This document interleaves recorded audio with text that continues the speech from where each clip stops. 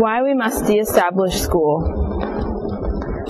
Many students, especially those who are poor, intuitively know what schools do for them. They school them to confuse process and substance. Once these become blurred, a new logic is assumed. The more treatment there is, the better are the results, or escalation leads to success. People is thereby schooled to confuse teaching with learning, grade advancement with education, a diploma with competence, and fluency with the ability to say something new. His imagination is schooled to accept the service in place of value. Medical treatment is mistaken for health care, social work for the improvement of community life, police protection for safety, military poise for national security, the rat race for productive work. Health, learning, dignity, independence, and creative endeavor are defined as little more than the performance of institutions which claim to serve these ends, and their improvement is made to depend on allocating more resources to the management of hospitals, schools, and other agencies in question. In these essays, I will show that institutionalization of values leads inevitably to physical pollution, social polarization, and psychological impotence. 3 dimensions in a process of global degradation and modernized misery. I will explain how this process of degradation is accelerated when non-marital needs are transformed into demands for commodities. When health, education, personal mobility, welfare, or psychological healing are defined as the results of services or treatments. I do this because I believe that most of the research now going on about the future tends to advocate further increases in the institutionalization of values, and that we must define conditions which would permit precisely the contrary to happen. We need research on the possible use of technology to create institutions which serve personal, creative, and autonomous interaction, and the emergence of values which cannot be sustainably controlled by technocrats. We need counterfoil research to current futurology. I want to raise the general question of mutual definition of man's nature and the nature of modern institutions, which characterizes our worldview and language. To do so, I have chosen the school as my paradigm, and I therefore deal only indirectly with other bureaucratic agencies of the corporate state: the consumer family, the party, the army, the church, the media. My analysis of the hidden curriculum of school should make it evident that public education would profit from the deschooling of society, just as family life, politics, security, faith, and communication would profit from analogous process. I begin my analysis in this first essay by trying to convey what the deschooling of a schooled society might mean. In this context, it should be easier to understand my choice of the 5 specific aspects relevant to this process, with which I deal in subsequent chapters. Not only education, but social reality itself has become schooled. It costs roughly the same to school both rich and poor in the same dependency. The yearly expenditure per pupil in the slums and in the rich suburbs of any one of 20 U.S. cities lies in the same range, and sometimes is favorable to the poor. Rich and poor alike depend on schools and hospitals, which guide their lives, form their worldview, and define for them what is legitimate and what is not.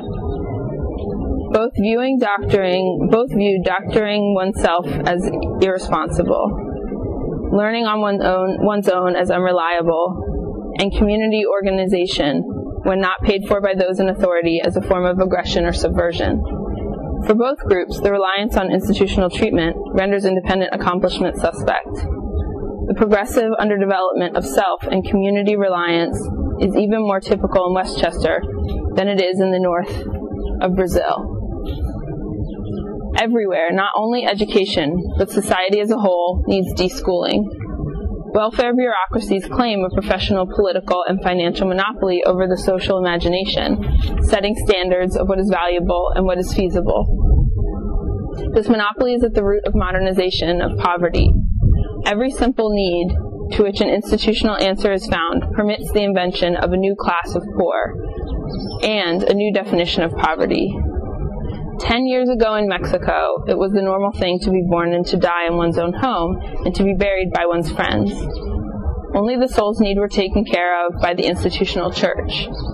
Now, to begin and end life at home has become a sign either of poverty or of special privilege. Dying and death have come under institutional management of doctors and undertakers. Once basic needs have been translated by society into demands for scientifically produced commodities, poverty is defined by standards which the technocrats can change at will. Poverty then refers to those who have fallen behind an advertised ideal of consumption in some important respect. In Mexico, the poor are those who lack 3 years of schooling, and in New York, they are those who lack 12. The poor have always been socially powerless. The increasing reliance on institutional care adds a new dimension to their helplessness, psychological impotence, the inability to fend for themselves. Peasants on the high plateau of the Andes are exploited by the landlord and the merchant once they settle in Lima. They are, in addition, dependent on political bosses and disabled by their lack of schooling. Modernized poverty combines the lack of power over circumstances with a loss of personal potency.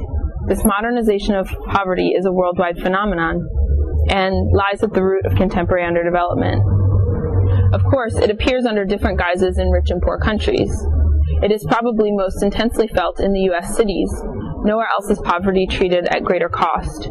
Nowhere else is the treatment of poverty produced so much dependence, anger, and frustration, and further demands.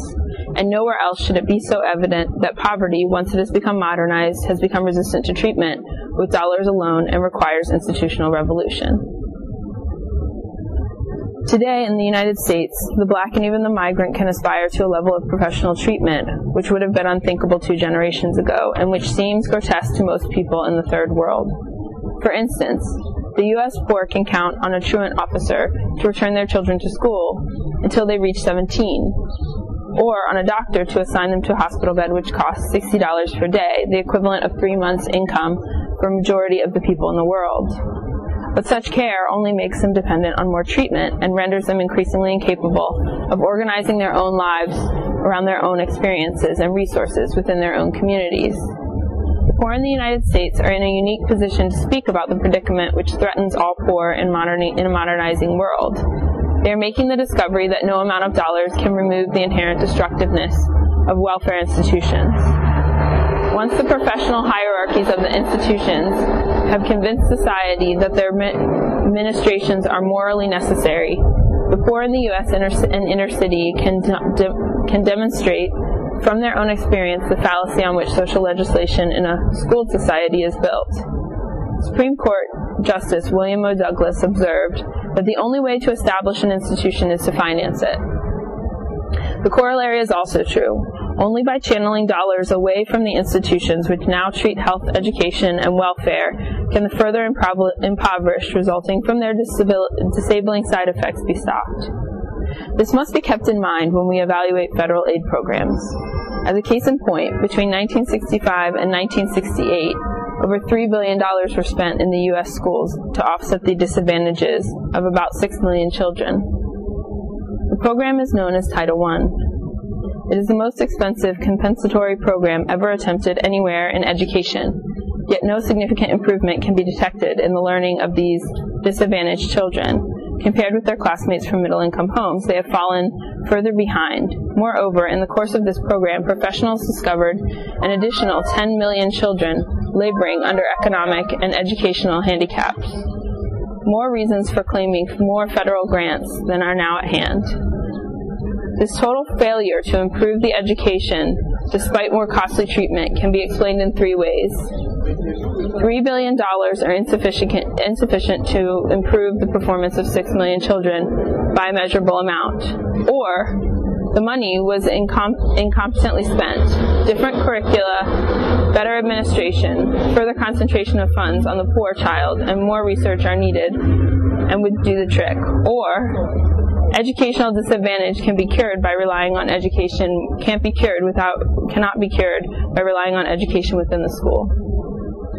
This first is certainly true so long as the money has been spent through the school budget. The money indeed went to schools, which contained most of the disadvantaged children, but it was not spent on the poor children themselves. These children, for whom the money was intended, comprised only about half of those who were attending the schools that added federal subsidies to their budgets. Thus, the money was spent for custodial care, introduction, and the selection of social roles, as well as education, all of which functions are inextricably mingled in the physical plant's curricula, teachers, administrators, and other key components of these schools, and therefore in their budgets. The added funds enabled schools to cater disproportionately to the satisfaction of relatively richer children who were disadvantaged by having attended school in the company of the poor. At best, a small fraction of each dollar intended to remedy a poor child's disadvantages in learning could reach the child through the school budget. It might equally be true that the money was incompetently spent. But even unusual incompetence cannot beat that of the school system. Schools, by their very structure, resist the concentration of privilege on those otherwise disadvantaged. Special curricula separate classes, or longer hours only constitute more discrimination at higher costs. Taxpayers are not yet accustomed to permitting $3 billion to vanish from HEW as if it were the Pentagon. The present administration may believe that it cannot afford the wrath of educators. Middle-class Americans have nothing to lose if the program is cut. Poor parents think they do, but even more, they are demanding control of the funds meant for their children. A logical way of cutting the budget, and one hopes of increasing benefits, is a system of tuition grants such as that proposed by Milton Friedman and others. Funds would be channeled to the beneficiary, enabling him to buy his share of the schooling of his choice. If such credit were limited to purchases which fit into a school curriculum, it would tend to provide greater equality of treatment, but would not thereby increase the quality of social claims. It should be obvious, then, that even with the schools of equal quality, a poor child can seldom catch up with a rich one. Even if they attend equal schools and begin at the same age, poor children lack most of the educational opportunities which are casually available to middle-class child. These advantages range from conversation and books in the home to a vacation travel and different senses of oneself, and apply for the child who enjoys them, both in and out of school. So the poor student will generally fall behind so long as he depends on school for advancement or learning. The poor need funds to enable them to learn, not to get certified for the treatment of their alleged disproportionate deficiencies. All this is true in poor nations as well as in rich ones. But there it appears under a different guise. Modernized poverty in poor nations affects more people more visibly, but also, for the moment, more superficially. 2/3 of all children in Latin America leave school before finishing the 5th grade. But these are not, therefore, as badly off as they would be in the United States. Few countries today remain victims of classical poverty, which was stable and less disabling. Most countries in Latin America have reached the takeoff point toward economic development and competitive consumption, and thereby toward modernized poverty. Their citizens have learned to think rich and live poor. Their laws make 6 to 10 years of school obligatory, not only in Argentina but also in Mexico or Brazil. The average citizen defines an adequate education by North American standards, even though the chance of getting such prolonged schooling is limited to a tiny minority. In these countries, the majority is already hooked on school. That is, they are schooled in the sense of inferiority toward the better schooled. Their fanaticism in favor of school makes it possible to exploit them doubly. It permits increasing allocation of public funds for the education of a few, and increasing acceptance of social control by the many. Paradoxically, the belief that universal schooling is absolutely necessary is most firmly held in those countries where the fewest people have been and will be served by schools. Yet, in Latin America, different paths towards education could still be taken by the majority of parents and children. Proportionally, national savings invested in schools and teachers might be higher than in rich countries, but the investments are totally insufficient to serve the majority by making even 4 years of school attendance possible. Fidel Castro talks as if he wanted to go into as if he wanted to go in the direction of deschooling when he promises that by 1980 Cuba will be able to dissolve its university, since all of life in Cuba will be an educational experience. At the grammar school and high school level, however, Cuba, like all other Latin American countries, acts as though passage through a period of defined as the school age were an unquestionable goal for all, delayed merely by a temporary shortage of resources. The twin deceptions of increased treatment, as actually provided in the United States and as merely promised in Latin America, complement each other. The northern poor are being disabled by the same 12-year treatment whose lack brands the southern poor as hopelessly backward. Neither in North America nor in Latin America do the poor get equality from obligatory schools. But in both places, the mere existence of school discourages and disables the poor from taking control of their own learning. All over the world, the school is recognized as the institution which specializes in education. The failures of school are taken by most people as proof that education is a very costly, very complex, always arcane, and frequently almost impossible task. School appropriates the money, men, and goodwill available for education, and in addition discourages other institutions from assuming educational tasks. Work, leisure, politics, city living, and even family life depend on schools for the habits and knowledge they presuppose, instead of becoming themselves the means of education. Simultaneously, both schools and the other institutions which depend on them are priced out of the market. In the United States, the per capita costs of schooling have risen almost as fast as the cost of medical treatment. But increased treatment by both doctors and teachers has shown steadily declining results. Medical expenses concentrated on those above 45 have doubled several times over a period of 40 years, with a resulting 3% increase in the life expectancy in men. The increase in educational expenditures has produced even stranger results.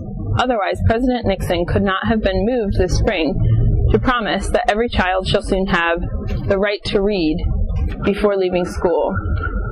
In the United States, it would take $80 billion per year to provide what educators regard as equal treatment for all in grammar and high school.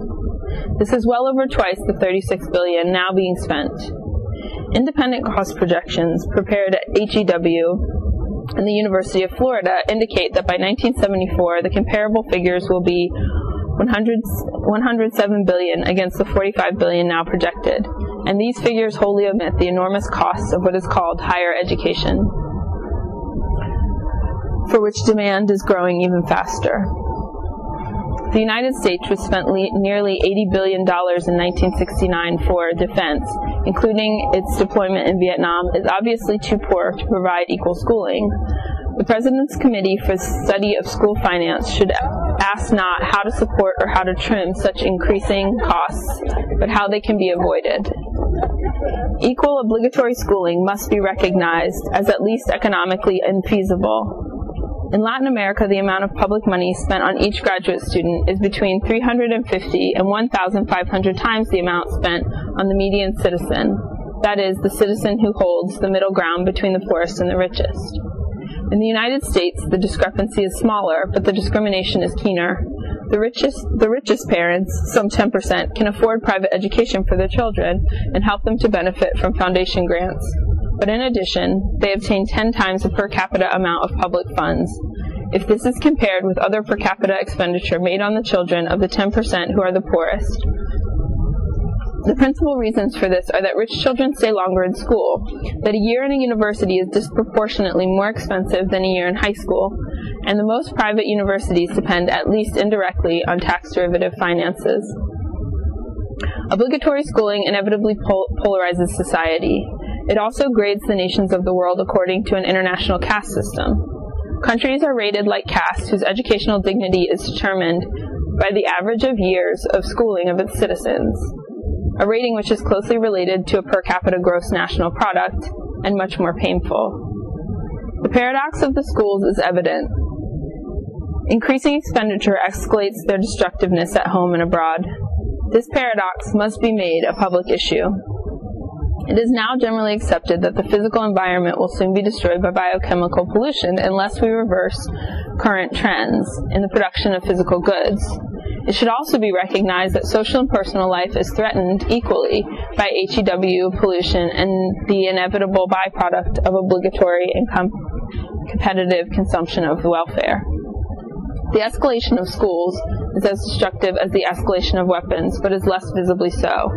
Everywhere in the world, school costs have risen faster than enrollments and faster than the GNP. Everywhere, expenditures on school costs have risen faster than everywhere. Expenditures on school fall even further behind the expectations of parents, teachers, and pupils. Everywhere, the situation discourages both the motivation and the financing for large-scale school planning of non-school learning. The United States is proving to the world that no country can be rich enough to afford a school system that meets the demands of the same system,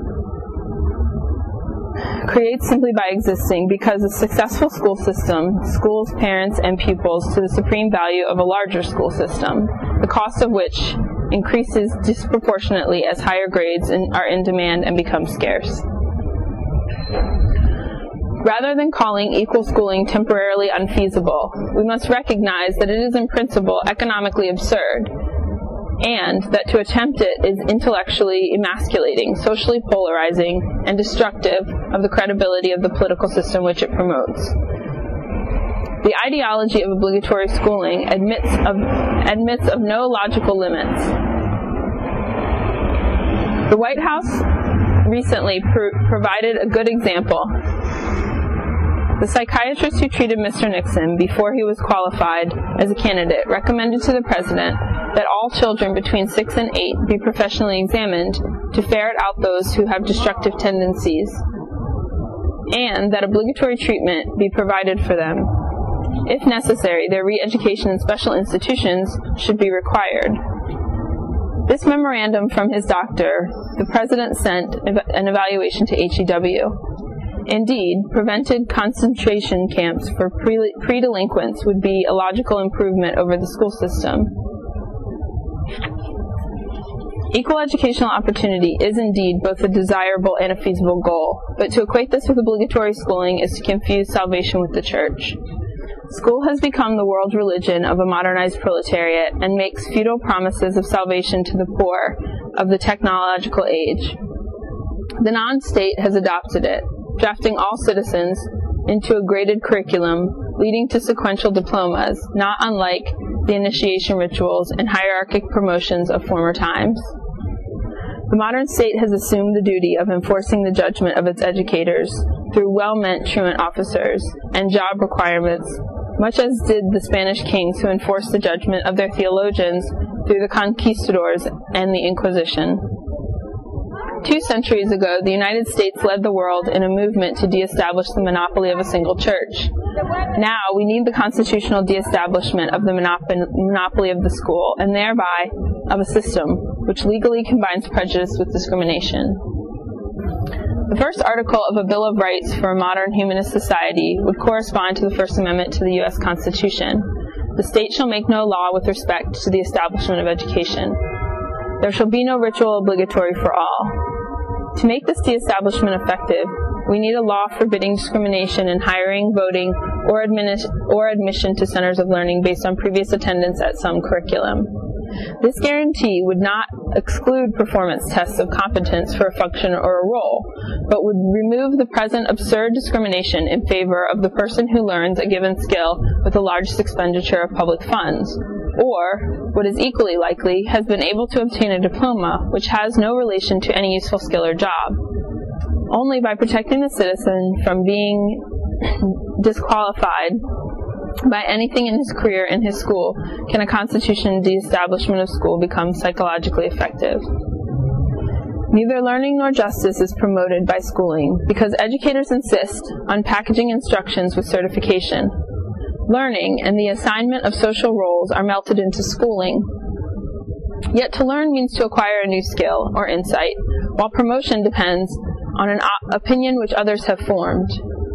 Learning frequently is the result of instruction, but Selection for a role or category in the job market increasingly depends on mere length of attendance. Instruction is the choice of circumstance, which facilitate learning. Roles are assigned by setting a curriculum of conditions, which the candidate must meet if he is to make the grade. School links instruction, but not learning, to those roles. This is neither reasonable nor liberating. It is not reasonable because it does not link relevant qualities or competencies to roles, but rather the process by which such qualities are supposed to be acquired. It is not liberating or educational because school reverses instruction to those whose every step in learning fits previously approved measures of social control. Curriculum has always been used to assign social rank. At times it could be parental. At times it could be prenatal. Karma ascribes you to a caste and lineage to the aristocracy. Curriculum could take the form of a ritual of sequential sacred ordinations, or it could consist of a succession of feats in war or hunting, or further advancement could be made to depend on a series of previous princely favors. Universal schooling was meant to detach role assignment from personal life history. It was meant to give everybody an equal chance to any office. Even now, many people wrongly believe that school ensures the dependence of public trust on relevant learning achievements. However, instead of equalizing chances, the school system has monopolized their distribution.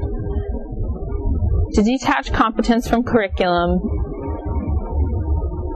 inquiries into a man's learning history must be made taboo, like inquiries into his political affiliation, church attendance, lineage, sex habits, or radical background. Laws forbidding discrimination on the basis of prior schooling must be enacted.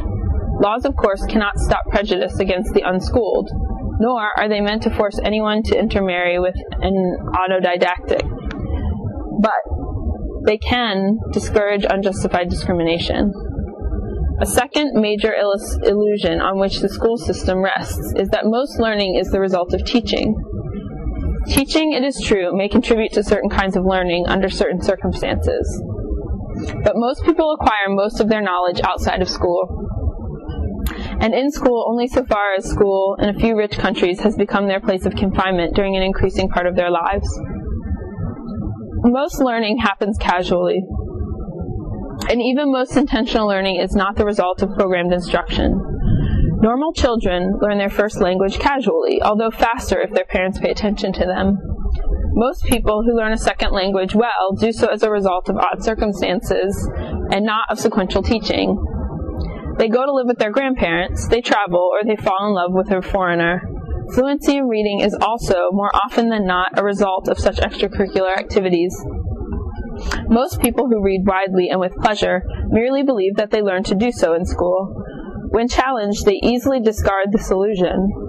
But the fact that a great deal of learning even now seems to happen casually and as a byproduct of some other activity defined as work or leisure does not mean that planned learning does not benefit from planned instruction, and that both do not stand in need of improvement.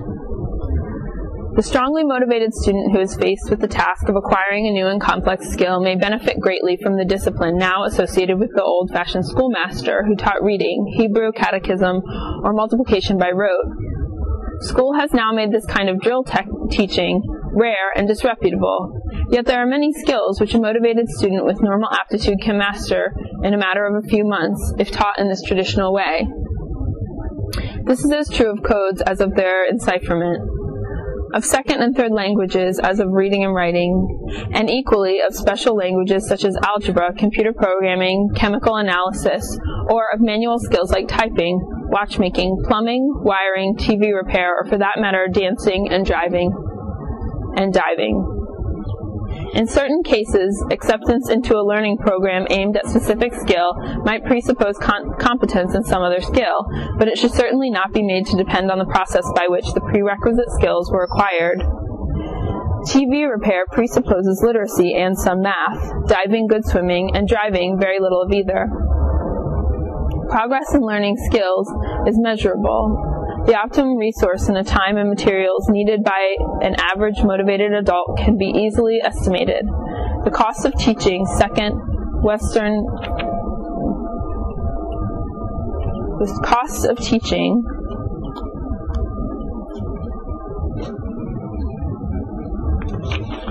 Western European language to a high level of fluency ranges between $400 and $600 in the United States.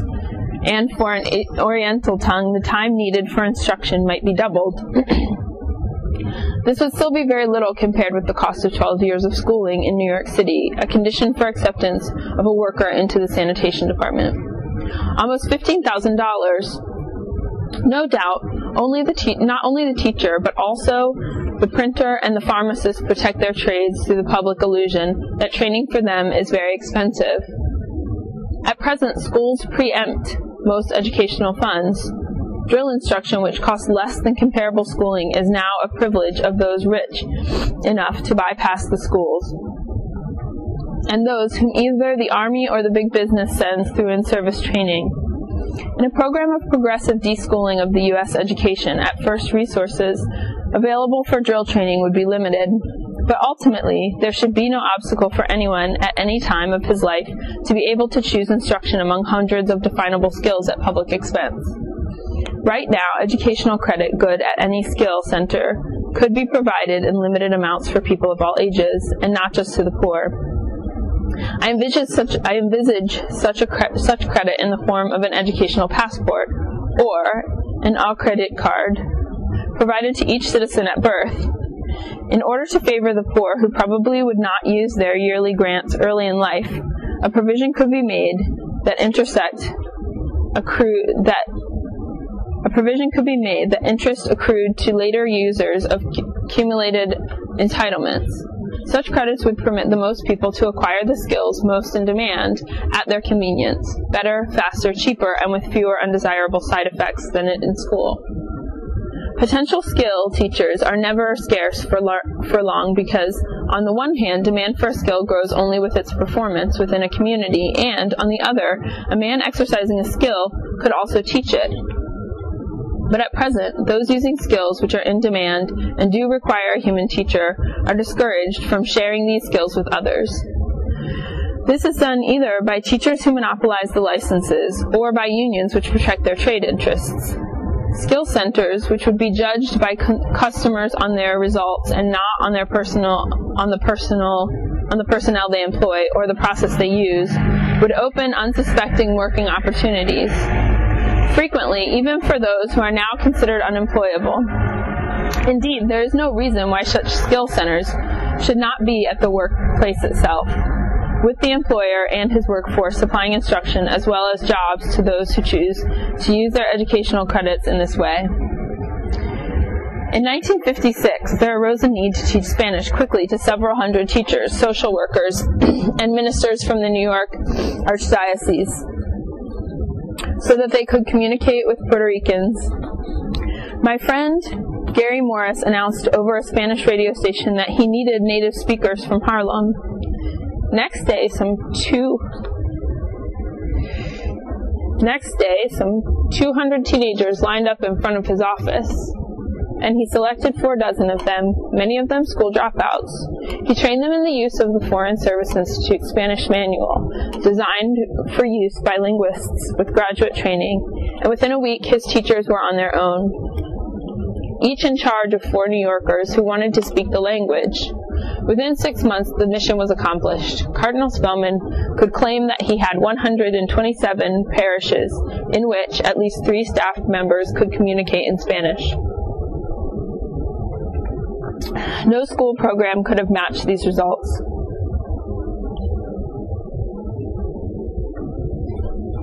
Skilled teachers are made scarce by the belief in the value of licenses. Certification constitutes a form of market manipulation, and it is plausible only to a schooled mind. Most teachers of arts and trades are less skillful, less inventive, and less communicative than the best craftsmen and tradesmen. Most high school teachers of Spanish or French do not speak the language as correctly as their pupils might after half a year of competent drills. Experiments conducted by Angel Quintero in Puerto Rico suggests that many young teenagers, if given the proper incentives, programs, and access to tools, are better than most school teachers at introducing to their peers the scientific exploration of plants, stars, and matter, and to the discovery of how and why a motor or radio functions. Opportunities for skill learning can be vastly multiplied if we open the market. This depends on matching the right teacher with the right student when he is highly motivated in an intelligent program, without the constraint of curriculum. Free and competing drill instruction is a subversive blasphemy to the orthodox educator. It disassociates the acquisition of skills from the humane education, which schools package together, and thus it promotes unlicensed learning to no less than unlicensed teaching for unpredictable purposes. There is currently a proposal on record which seems at first to make a great deal of sense. It has been prepared by Christopher Jenks of the Center for the Study of Public Policy and is sponsored by the Office of Economic Opportunity. It proposes to put educational entitlements or tuition grants into the hands of parents and students for expenditure in schools of their choice.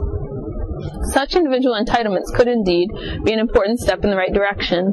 We need a guarantee of the right of each citizen to an equal share of tax-derived educational resources, the right to verify this share, and the right to sue for it if it denied. It is one form of a guarantee against regressive taxation. The Jenks proposal, however, begins with the ominous statement that conservatives, liberals, and radicals have all complained at one time or another that the American educational system gives professional educators too little incentive to provide high-quality education to most children. The proposal condemns itself by proposing tuition grants which would have to be spent on schooling. This is like giving a lame man a pair of crutches and stipulating that he uses them only if the ends are tied together. As the proposal for tuition grants now stands, it plays into the hands not only of the professional educators, but of racist promoters of religious schools and others whose interests are socially divisive. Above all, educational entitlements restricted to use within schools play into the hands of all those who want to continue to live in a society in which social advancement is tied not to proven knowledge, but to the learning pedigree by which it is supposedly acquired.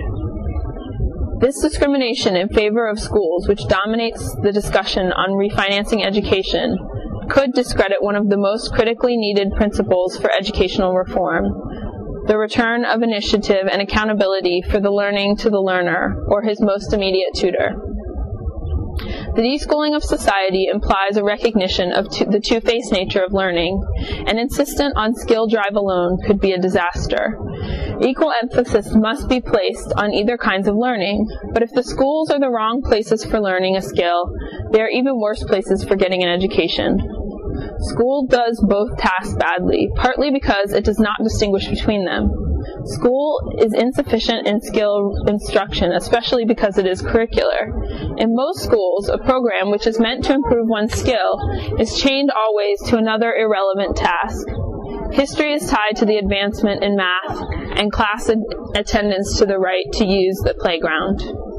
Schools are even less efficient in the arrangement of circumstances which encourage the open-minded, exploratory use of acquired skills, for which I reserve the term liberal education. The main reason for this is that school is obligatory and becomes schooling for schooling's sake. An enforced stay in the company of teachers, which pays off in the doubtful privilege of more such company. Just as skill instruction must be freed from curricular restraints, so must liberal education be disassociated from the obligatory attendance. Both skill learning and education for an inventive and creative behavior can be aided by institutional arrangement, but they are of different frequency opposed to nature. Most skills can be acquired and improved by drills, because skill implies the mastery of definable and predictable behavior. Skill instruction, therefore, can rely on simulation of circumstances in which the skill will be used. Education in the exploratory and creative use of skills, however, cannot rely on drills. Education can be the outcome of instruction, through instruction of a kind fundamentally opposed to drill. It relies on the relationship between partners who already have some of the keys which give access to the memories stored in and by the community. It relies on the critical intent of all those who use memories creatively. It relies on the surprise of the unexpected question, which opens new doors for the inquirer and his partner. The skill instructor relies on the arrangement of set circumstances which permit the learner to develop standard responses. The educational guide or master is concerned with helping matching partners to meet so that the learning can take place. He matches individuals starting from their own unresolved questions. At the most, he helps the pupil to formulate his puzzlement, since only a clear statement will give him power to find his match, moved like him at the moment, to explore the same issue in the same context. Matching partners for educational purposes initially seems more difficult to imagine than finding skill instructors and partners for a game. One reason is the deep fear which school has implanted in us, a fear which makes us censorious. The unlicensed exchange of skills, even undesirable skills, is more predictable and therefore seems less dangerous than the unlimited opportunity for meeting people who share an issue with for them at the moment is socially, intellectually, and emotionally important. Brazilian teacher Paulo Freire knows this from experience. He discovered that any adult can begin to read in a matter of 40 hours if the first words he deciphers are charged with political meaning. Freire trains his teachers to move into a village and to discover the words which designate current important issues, such as access to a well, or the compound interest on the debts owed to the patron. In the evening, the villagers meet for discussion of these key words. They begin to realize that each word stays on the blackboard even after its sound has faded. The letters continue to unlock reality and to make it manageable as a problem. I have frequently witnessed how discussants grow in social awareness and how they are impelled to take political action as fast as they learn to read. They seem to take reality into their own hands as they write it down. I remember the man who complained about the weight of pencils. They were difficult to handle because they did not weigh as much as a shovel, and I remember another who, on his way to work, stopped with his companions and wrote the word they were discussing with his hoe on the ground, agua. Since 1962, my friend Freire has moved from exile to exile, mainly because he refuses to conduct his sessions around words which are pre-selected by approved educators rather than those which his discussant brings to the class. The educational matchmaking among people who have been successfully schooled is a different task. Those who do not need such assistance are a minority, even among the readers of serious journals. The majority cannot and should not be relied for discussion around the slogan, a word, or a picture, but the idea remains the same. They should be able to meet around a problem chosen and defined by their own initiative. Creative exploratory learning requires peers, currently puzzled about the same terms or problems. Large universities make the futile attempt to match them by multiplying their courses, and they generally fail since they are bound to curriculum, course structure, and bureaucratic administration. In schools, including universities, most resources are spent to purchase the time and motivation of a limited number of people to take up predetermined problems in a ritually defined setting. The most radical alternative to school would be a network or service which gave each man the same opportunity to share his current concern with others motivated by the same concern. Let me give it as an example of what I mean, a description of how an intellectual might work in a New York City. Each man at any given moment and at minimum price could identify himself to a computer with his address and the telephone number, indicating the book, article, film, or recording on which he seeks a partner for discussion. Within days, he could receive by mail the list of others who recently had taken the same initiative. This list would enable him, by telephone, to arrange for a meeting with persons who initially would be known exclusively by the fact that they requested a dialogue about the same subject. Matching people according to their interest in a particular title is radically simple. It permits identification only on the basis of a mutual desire to discuss a statement recorded by a third person, and it leaves the initiative of arranging the meeting to the individual. 3 objections are usually raised against this skeletal purity. I take them up not only to clarify the theory that I want to illustrate by my proposal, for they might highlight the deep-seated resistance to deschooling education, to separating learning from social control, but also because they may help to suggest existing resources which are not now used for learning purposes. The first objection is, why cannot self-identification be based on an idea or an issue? Certainly, such subjective terms could also be used in a computer system. Political parties, churches, unions, clubs, neighborhood centers, and professional societies already organize their educational activities in this way, and in effect, they act as schools. They all match people in order to explore certain themes, and these are dealt with in courses, seminars, and curricula in which presumed common interests are prepackaged. Such theme matching is defined by teacher-centered is by definition teacher-centered. It requires an authoritarian presence to define for the participants the starting point for their discussion. By contrast, matching by the title of a book, film, etc., in its pure form leaves it to the author to define the special language, the terms, and the framework within which a given problem or fact is stated, and enables those who accept this starting point to identify themselves to one another. For instance, matching people around the idea of cultural revolution usually leads either to confusion or to demagoguery. On the other hand, matching those interested in helping each other understand a specific article by Mao, Marcuse, Freud, or Goodman stands in the great tradition of liberal learning from Plato's dialogues, which are built around presumed statements by Socrates to Aquinas, commentaries on Peter the Lombard.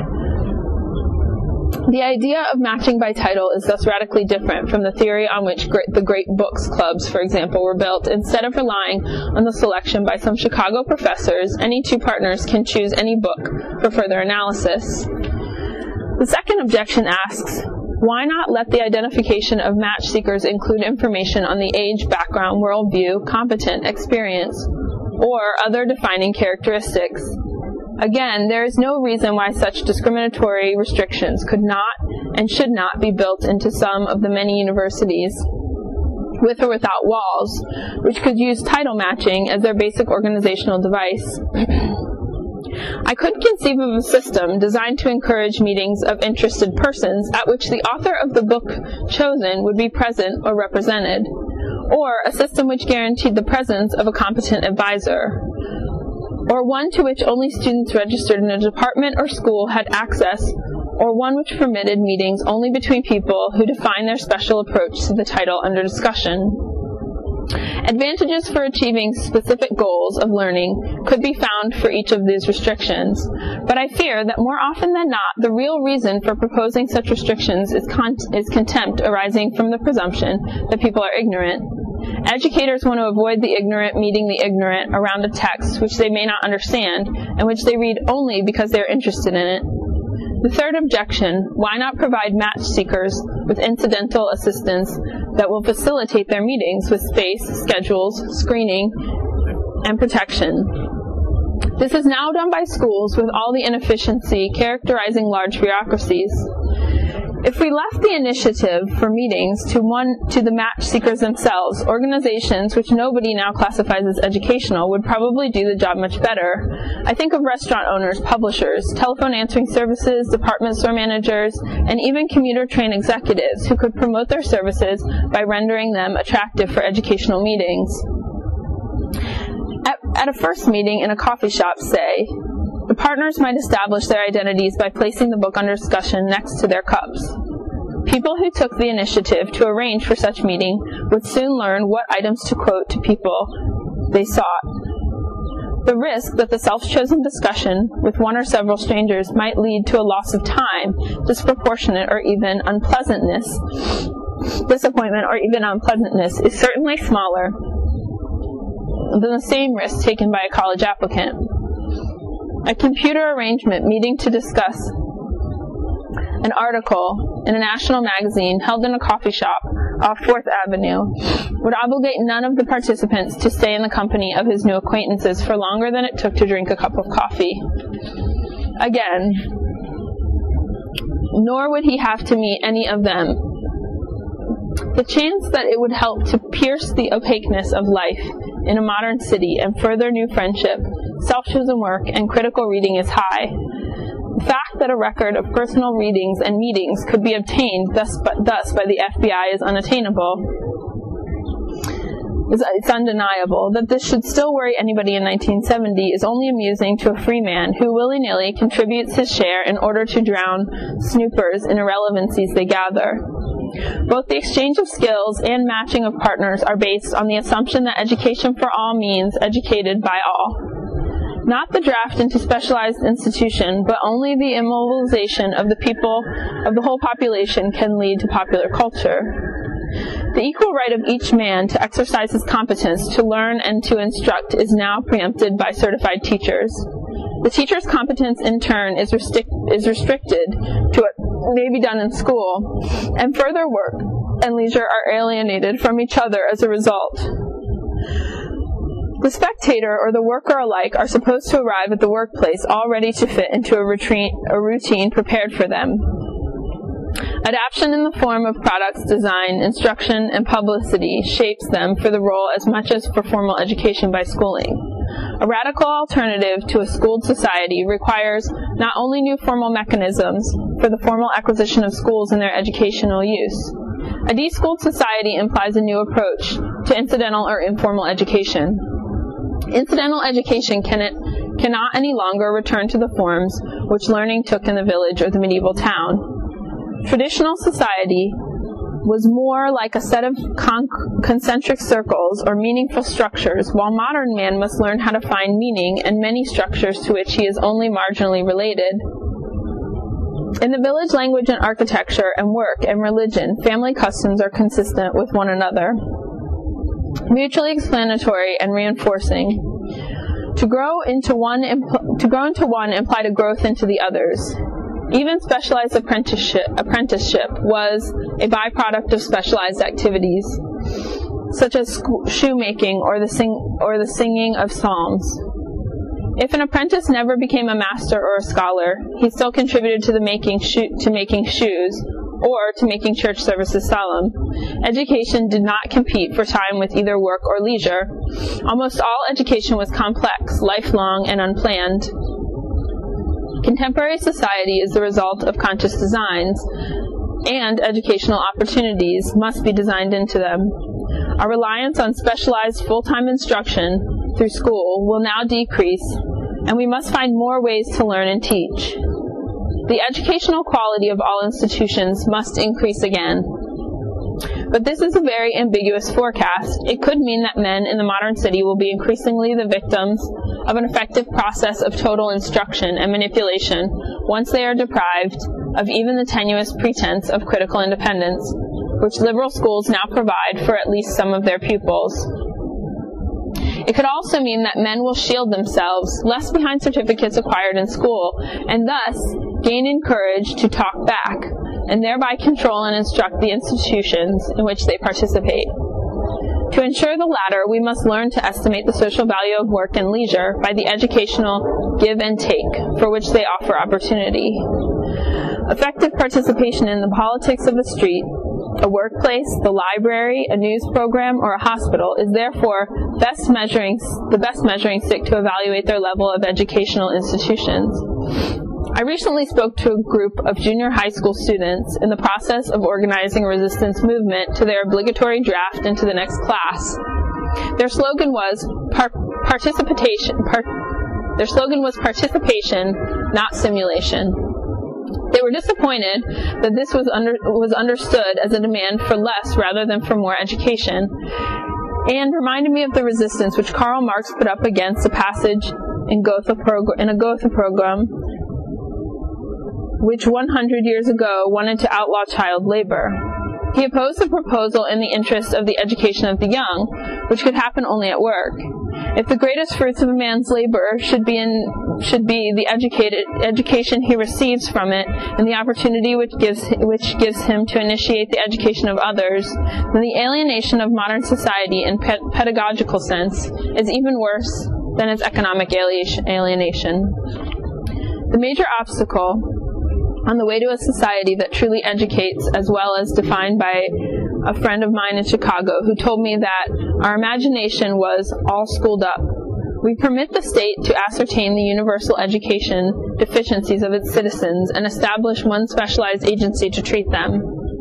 We thus share in the delusion that we can distinguish between what is necessary education for others and what is not. Just as former generations established laws which define what was sacred and what was profane, Durkheim recognized that this ability to divide social reality into two realms was the very essence of formal religion. There are, he reasoned, religions without supernatural and religions without gods, but none which does not subdivide the world into things, and times and persons that are sacred, and others that, as a consequence, are profane.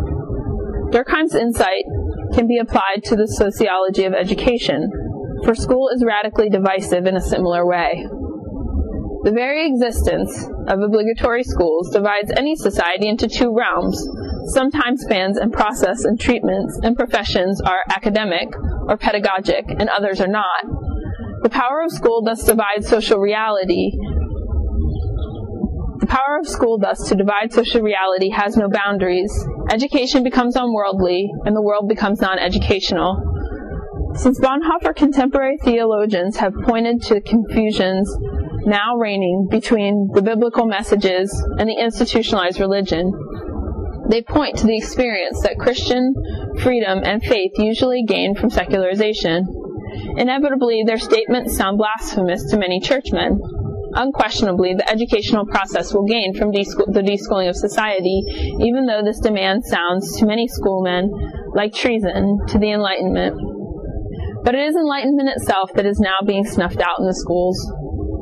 The secularization of the Christian faith depends on the dedication to it on the part of Christians rooted in the church. In much the same way, the deschooling of education depends on the leadership of those brought up in the schools. Their curriculum cannot serve them as an alibi for the task.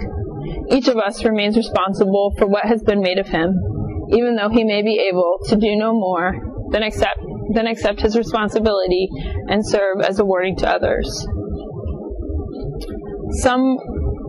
Chapter 2, the phenomenology of school. Some words become so flexible that they cease to be useful. School and teaching are such terms. Like an amoeba, they fit into almost any intercisive language. ABM will teach the Russians, IBM will teach black children, and the army can become the school of a nation.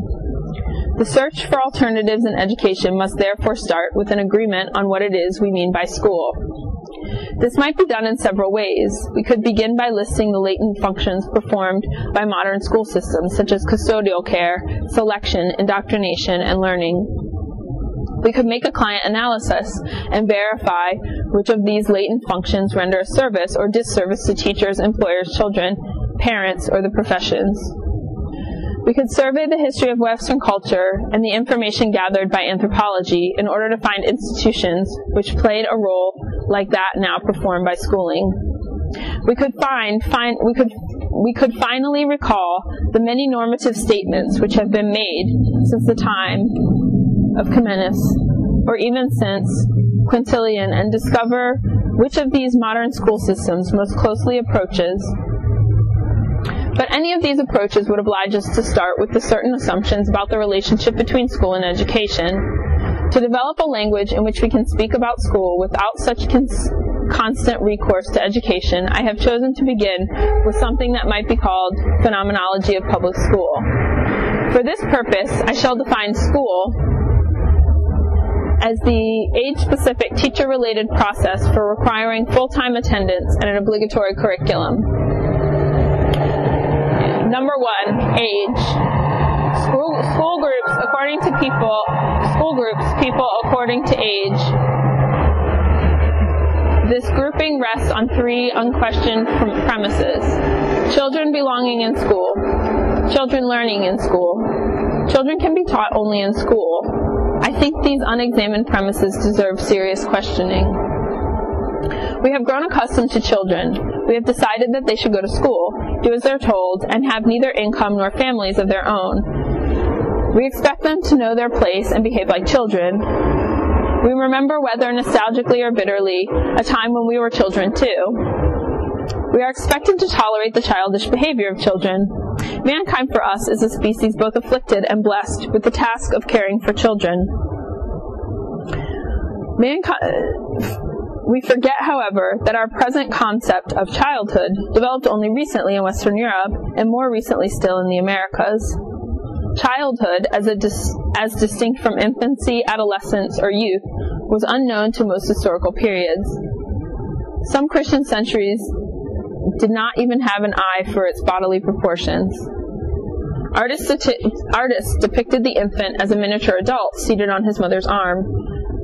Children appeared in Europe along with the pocket watch and the Christian moneylenders of the Renaissance. Before our century, neither the poor nor the rich knew of children's dress, children's games, or the child's immunity from the law. Childhood belonged to the bourgeoisie.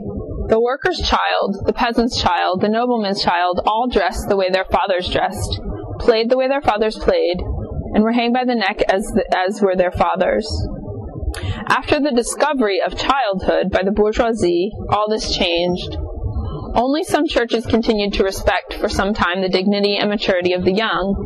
Until the Second Vatican Council, each child was instructed that a Christian reaches moral discernment and freedom at the age of 7, and from then on is capable of committing sins for which he may be punished by an eternity in hell. Toward the middle of this century, middle-class parents began to try to spare their children the impact of this doctrine, and their thinking about children now prevails in the practice of the church. Until the last century, children of middle-class parents were made at home with the help of preceptors in private schools. Only with the advent of industrial society did the mass production of childhood become feasible and come within the reach of the masses. The school system is a modern phenomenon, as is the childhood it produces. Since most people today live outside the industrial cities, most people do not experience childhood. In the Andes, you till the soil once you have become useful. Before that, you watch the sheep. If you are well nourished, you should be useful by 11, otherwise by 12. Recently, I was talking to my night watchman Marcos about his 11-year-old son who works in a barber shop. I noted in Spanish that his son was still a niño. Marcos, surprised, answered with a guileless smile, "Don Ivan, I guess you're right." Realizing that until my remark, the father had thought of Marcos primarily as his son, I felt guilty for having drawn the curtain of childhood between two sensible persons. Of course, if I were to tell the New York slum dweller that his working son is still a child, he would show no surprise. He knows quite well that his 11-year-old son should be allowed a childhood, and resents the fact that he is not. The son of Marcos has yet to be afflicted with the yearning for childhood. The New Yorker's son feels deprived. Most people around the world, then, either do not want or cannot get modern childhood for their offspring. But it also seems that childhood is a burden to a good number of those who are allowed it. Many of them are simply forced to go through it and are not at all happy playing the child's role. Growing up through childhood means being condemned to a process of inhuman conflict between self-awareness and the role imposed by society going through its own school age.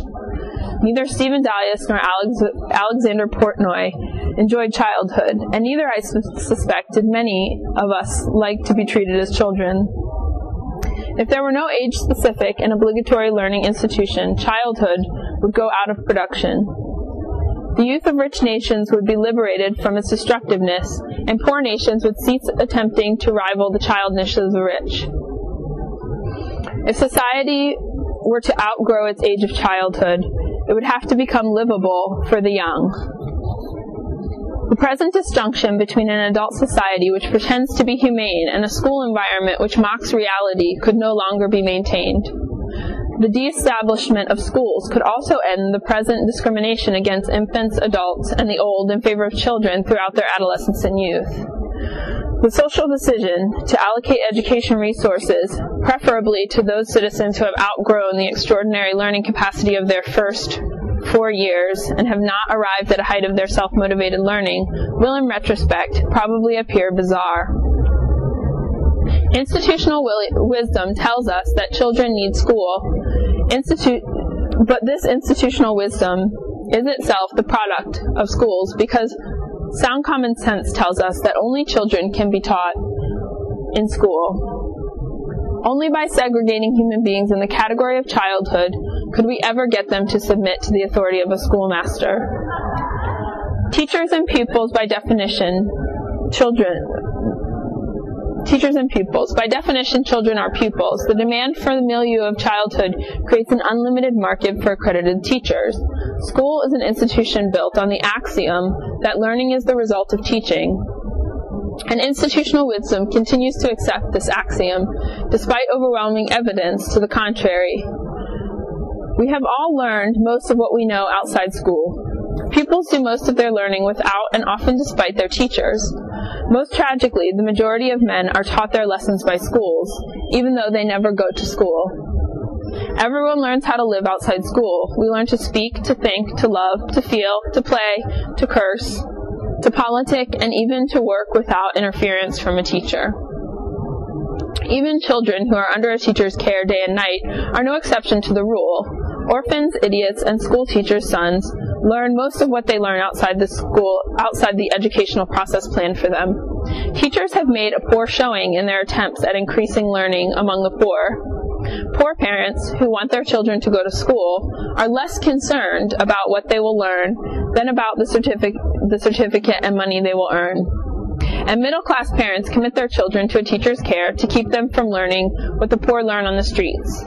Increasingly, educational research demonstrates that children learn most of what teachers pretend to teach them from peer groups, from comics, from chance observations, and above all, from mere participation in the ritual of school. Teachers more often than not obstruct such learning of subject matters as goes on in school. Half of the people in our world never set foot in a school. They have no contact with teachers, and they are deprived of the privilege of becoming dropouts. Yet, they learn quite effectively the message which school teaches, that they should have school, and more of it. School instructs them in their own inferiority through the tax collector who makes them pay for it, or through the demagogue who raises their expectations of it, or through their children, once the latter are hooked on it. So the poor are robbed of their self-respect by subscribing to a creed that grants salvation only through the school. At least the church gave them a chance to repent at the hour of death. School leaves them with the expectation, a counterfeit hope, that their grandchildren will make it. That expectation, of course, is still more learning, which comes from school, but not from teachers. Pupils have never credited teachers for most of their learning. Bright and dull alike have always relied on rote reading and wit to pass their exams, motivated by the stick or by the carrot of a desired career. Adults tend to romanticize their schooling in retrospect. They attribute their learning to the teacher whose patience they learn to admire. But the same adults would worry about the mental health of a child who rushed home to tell them what he learned from his every teacher. Schools create jobs for school teachers no matter what their pupils learn from them. Full-time attendance. Number 3. Every month I see another list of proposals made by some U.S. industry to AID, suggesting the replacement of Latin American classroom practitioners, or just by TV. In the United States, teaching as a team enterprise of educational researchers, designers, and technicians is gaining acceptance.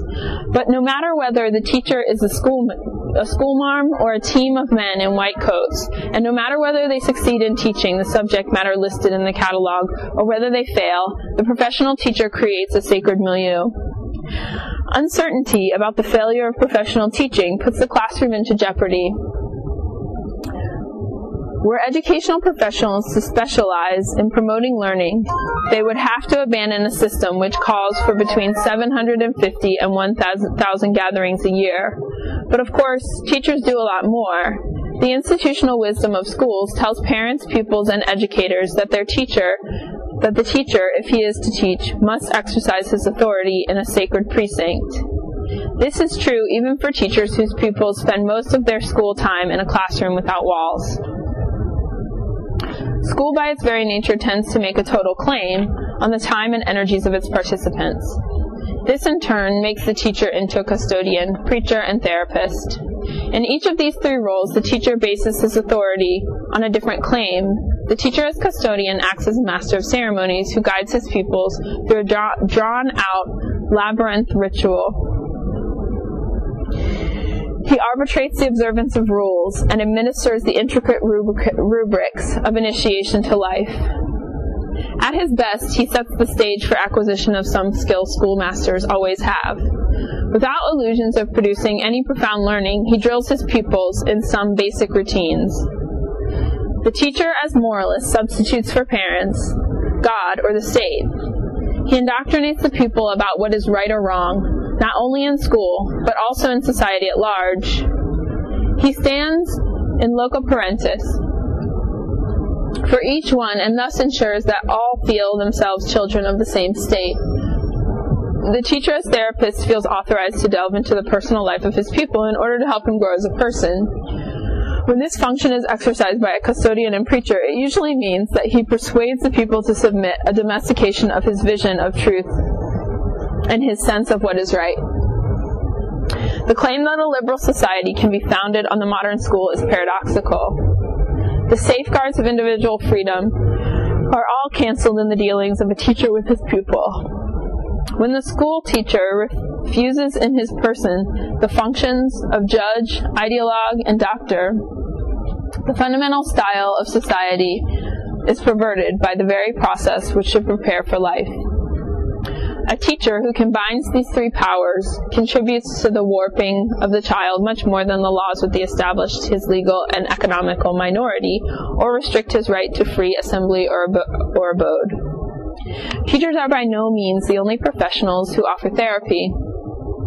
Psychiatrists, guidance counselors, and job counselors, even lawyers, help their clients to decide, to develop their personalities, and to learn.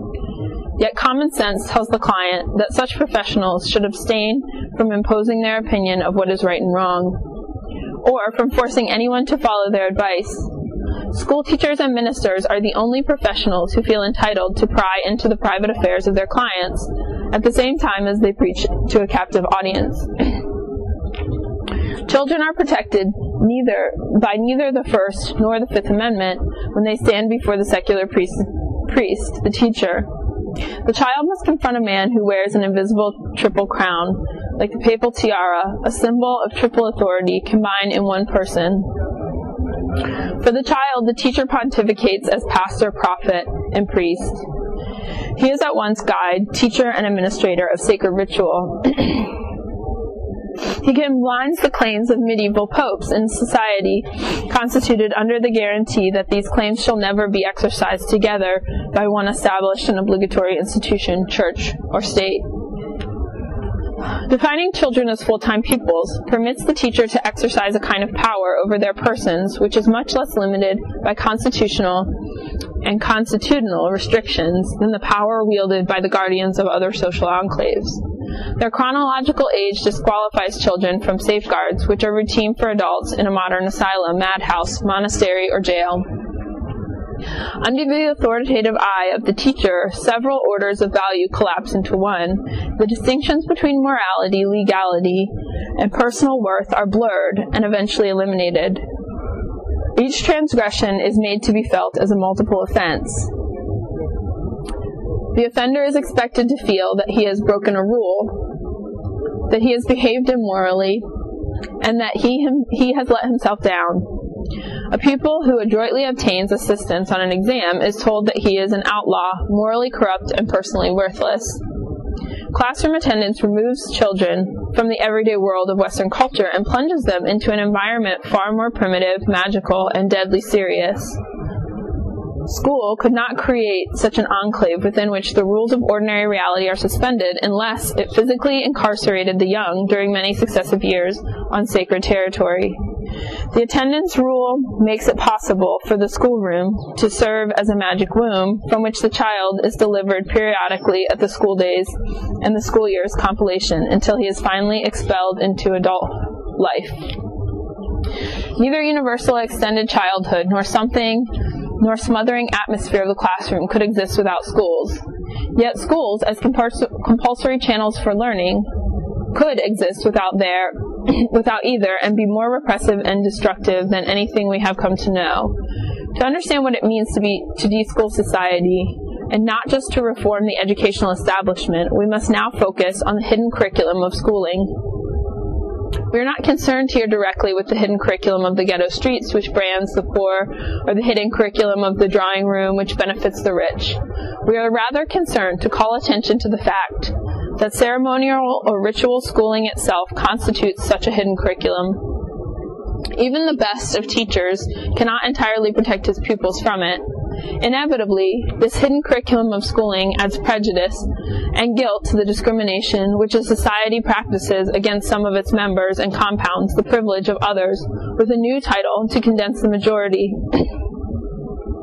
Just as inevitably, this hidden curriculum serves as a ritual of initiation into the growth-oriented customer society for rich and poor alike.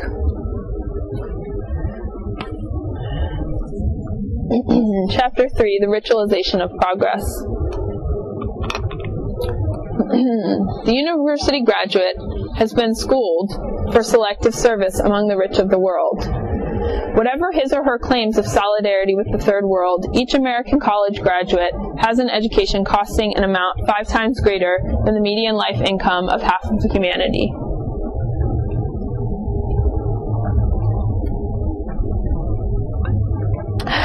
A Latin American student is introduced to this exclusive fraternity by having at least 350 times as much public money spent on his education as on that of his fellow citizens of median income,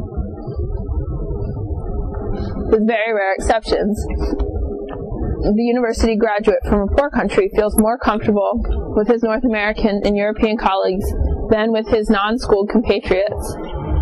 And all students are academically processed to be happy only in the company of fellow consumers of the products of educational machine. The modern university confers the privilege of dissent on those who have been tested and classified as potential moneymakers and power holders.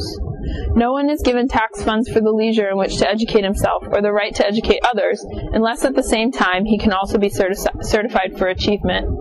School selects for each successive level those who have at earlier stages in the game provided themselves good risks for the established order. Having a monopoly on both the resources for learning and the investiture of social roles, the university co-opts the discoverer and the potential dissenter. A degree always leaves its indelible price tag on the curriculum of its consumer. Certified college graduates fit only into a world which puts a price tag on their heads, thereby giving them the power to define the level of expectations in their society.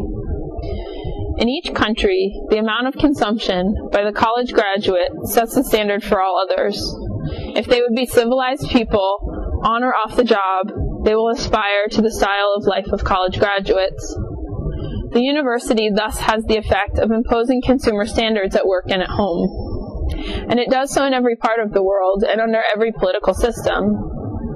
The fewer university graduates there are in a country, the more their cultivated demands are taken as models by the rest of the population. The gap between the consumption of the university graduate and that of the average citizen is even wider in Russia, China, and Algeria than it is in the United States. Cars, airplane trips, and tape recorders confirm more visible distinction in a socialist country, where only a degree and not just money can procure them. The ability of the university to fix consumer goals is something new. In many countries, the university acquired this power only in the 60s, as the delusion of equal access to public education began to spread. Before that, the university protected an individual's freedom of speech, but did not automatically convert his knowledge into wealth. To be a scholar in the Middle Ages meant to be poor, even a beggar. By virtue of his calling, the medieval scholar learned Latin, became an outsider worthy of scorn, as well as esteem of peasants and princes, burgher, and the cleric. To get ahead in the world, the scholastic first had to enter it by joining the civil service, preferably that of the church. The old university was a liberated zone for discovery and discussion of ideas both new and old. Masters and students gathered to read texts of other masters, now long dead, and the living words and of the deed masters gave new perspective of the fallacies of the present day. The university was then a community of academic quest and endemic unrest. In the modern multiversity, this community has fled to the fringes, where it meets in a pad, a professor's office, or the chaplain's quarters. The structural purpose of the modern university has little to do with the traditional quest. Since Gutenberg, the exchange of disciplined, critical inquiry has, for the most part, moved from the chair into print.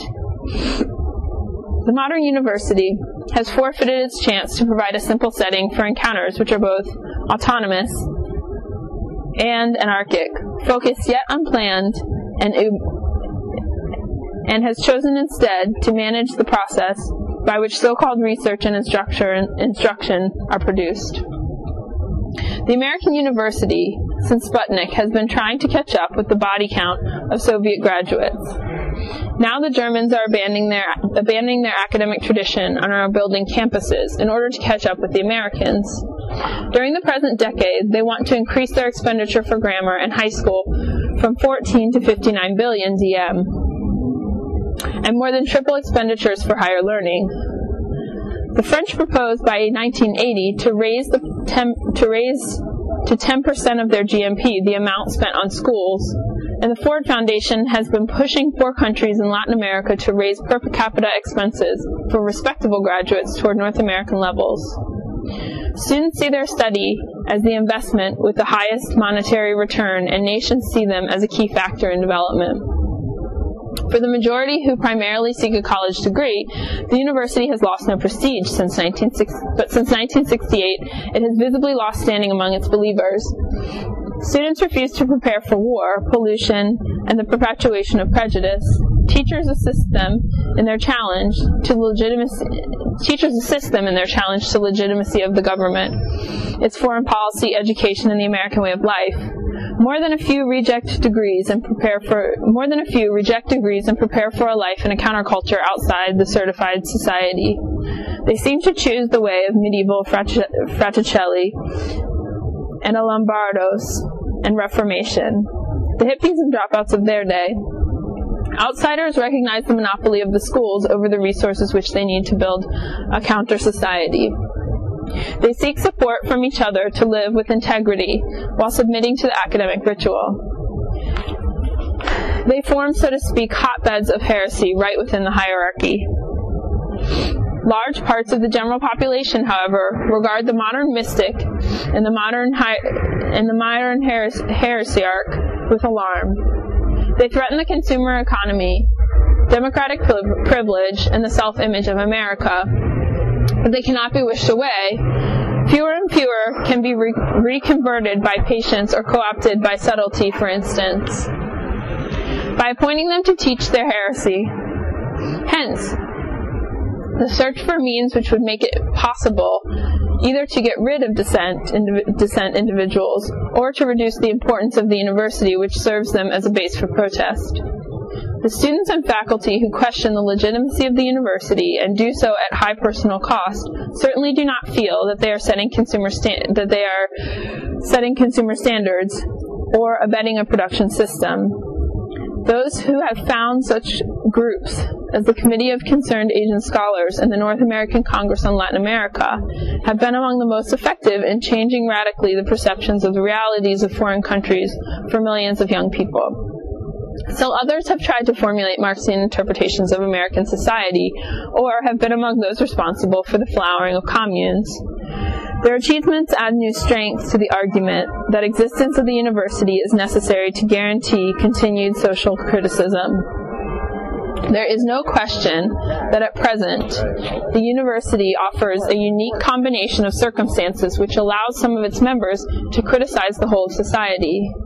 It provides time, mobility, access to peers and information, and a certain impunity, privileges not equally available to other segments of population. But the university provides this freedom only to those who have already been deeply initiated into consumer society and into the need for some kind of obligatory public schooling. The school system today performs threefold function common to the powerful churches throughout history.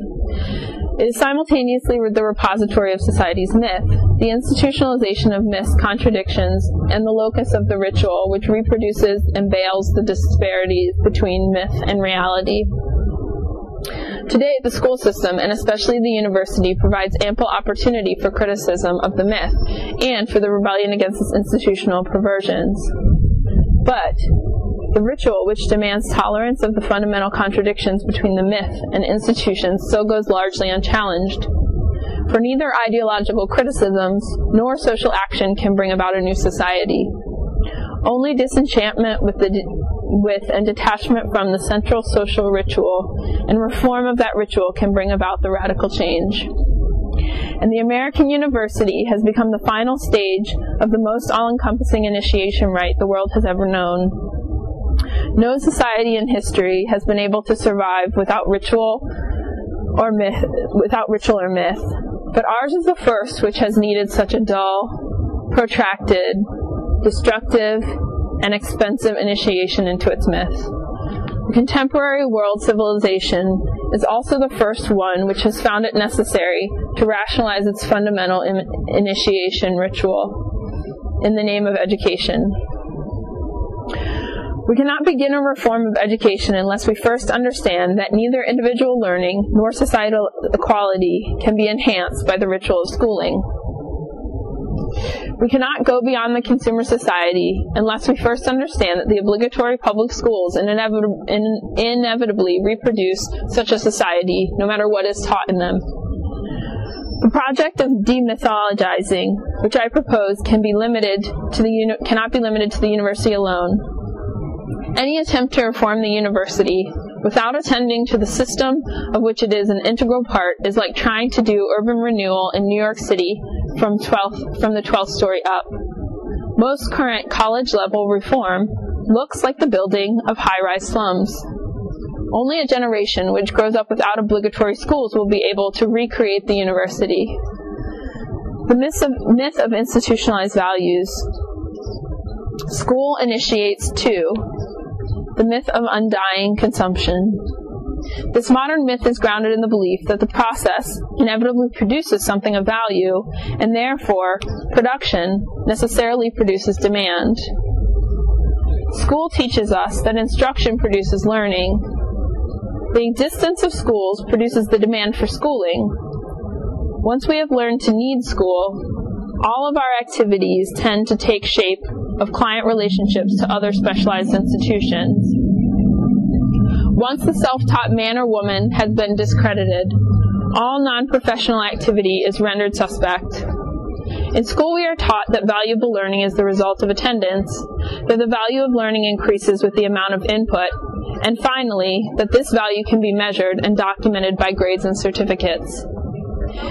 In fact, learning is the human activity which needs manipulation by others. Most learning is not the result of instruction. It is rather the result of unhampered participation in a meaningful setting. Most people learn best by being with it, yet school makes them identify their personal cognitive growth with elaborate planning and manipulation. Once a man or a woman has accepted the need for school, he or she is easily prey for other institutions. Once young people have allowed their imaginations to be formed by curricular instruction, they are conditioned to institutional planning of every sort. Instruction smothers the horizon of their imaginations. They cannot be betrayed, but only shortchanged, because they have been taught to substitute expectations for hope. They will no longer be surprised for good or ill by other people, because they have been taught what to expect from every other person who has been taught as they were. This is true in the case of another person or in the case of a machine. This transfer of responsibility from self to institution guarantees social regression, especially once it has been accepted as an obligation. So rebels against alma mater often make it, into her faculty instead of growing into the courage to infect others with their personal teaching and to assume responsibilities for the results. This suggests the possibility of a new Oedipus story. Oedipus, the teacher who makes his mother in order to engender children with her. The man addicted to being taught seeks his security in compulsive teaching. The woman who experiences her knowledge as a result of a process wants to reproduce it in others. The myth of measurement values. The institutionalized values school instills are qualified ones. School initiates young people into a world where everything can be measured, including their imaginations, and indeed man himself. But personal growth is not a measurable entity. It is growth and dissidence, which cannot be measured against any rod or any curriculum, not compared to someone else's achievement. In such learning, one can emulate others only in imaginative endeavor and follow in their footsteps rather than mimic their gait. Learning I prize is a measurable recreation. The learning I prize is a measurable recreation. School pretends to break learning up into subject matters, to build into the pupil a curriculum made of these prefabricated blocks, and to gauge the result on an international scale. People who submit to the standard of others for the measure of their own personal growth soon apply the same rulers to themselves. They no longer have to be put in their place, but put themselves into their assigned roles, squeeze themselves into the niche which they have been taught to seek, and in the very process put their fellows into their places too, until everybody and everything fits. People who have been schooled down to size let unmeasured experience slip out of their hands. To them, what cannot be measured becomes secondary, threatening. They do not have to be robbed of their creativity. Under instruction, they have unlearned to do their thing, or be themselves, and to value only what has been made or could be made. Once people have the idea schooled into them that values can be produced and measured, they tend to accept all kinds of rankings. There is a scale for the development of nations, another for intelligence of babies, and even progress toward peace can be calculated according to body count. In the schooled world, the road to happiness is paved with a consumer's index. The myth of packaging values. School sells curriculum, a bundle of goods made according to the same process and having the same structure as other merchandise. Curriculum production for most school begins with allegedly scientific research on whose basis education engineers predicted future demands and tools for the assembly line, with a limit set by budgets and taboos. The distributor teacher delivers the finished product to the consumer pupil, whose reactions carefully studied and charted to provide research data for preparation of the next model, which may be ungraded, student designed or team taught, visually aided, or issue centered. The result of curriculum production processes looks like any other modern staple. It is a bundle of planned meetings, a package of values, a commodity whose balanced appeal makes it marketable to a significantly large number to justify the cost of production. Consumer pupils are taught to make their desires conform to market values. Thus, they are made to feel guilty if they do not behave according to the predictions of consumer research by getting the grades and certificates that will place them in the job category they have led to expect. Educators can justify more expensive curricula on the basis of observation that learning difficulties rise proportionately with the cost of the curriculum. This is an application of Parkinson's law, that work expands with the resources available to do it. This law can be verified on all levels of school. For instance, reading difficulties have been a major issue in French schools since their per capita expenditures have approached U.S. levels of 1950, when reading difficulties became a major issue in the United States. In fact, healthy students often redouble their resistance to teaching as they find themselves more comprehensively manipulated. This resistance is due not to the authoritarian style of a public school or the seductive style of some free schools, but to the fundamental approach common to all schools. The idea that one person's judgment should determine what and when another person must learn. The myth of self-perpetuating progress. Even when accompanied by declining returns in learning, paradoxically rising per capita instructional costs increase the value of the pupil in his or her own eyes and on the market. At almost any cost, school pushes the pupil up to the level of competitive curricular consumption, into progress to even higher levels. Expenditures motivate the student to stay on in school, skyrocket as he climbs the pyramid.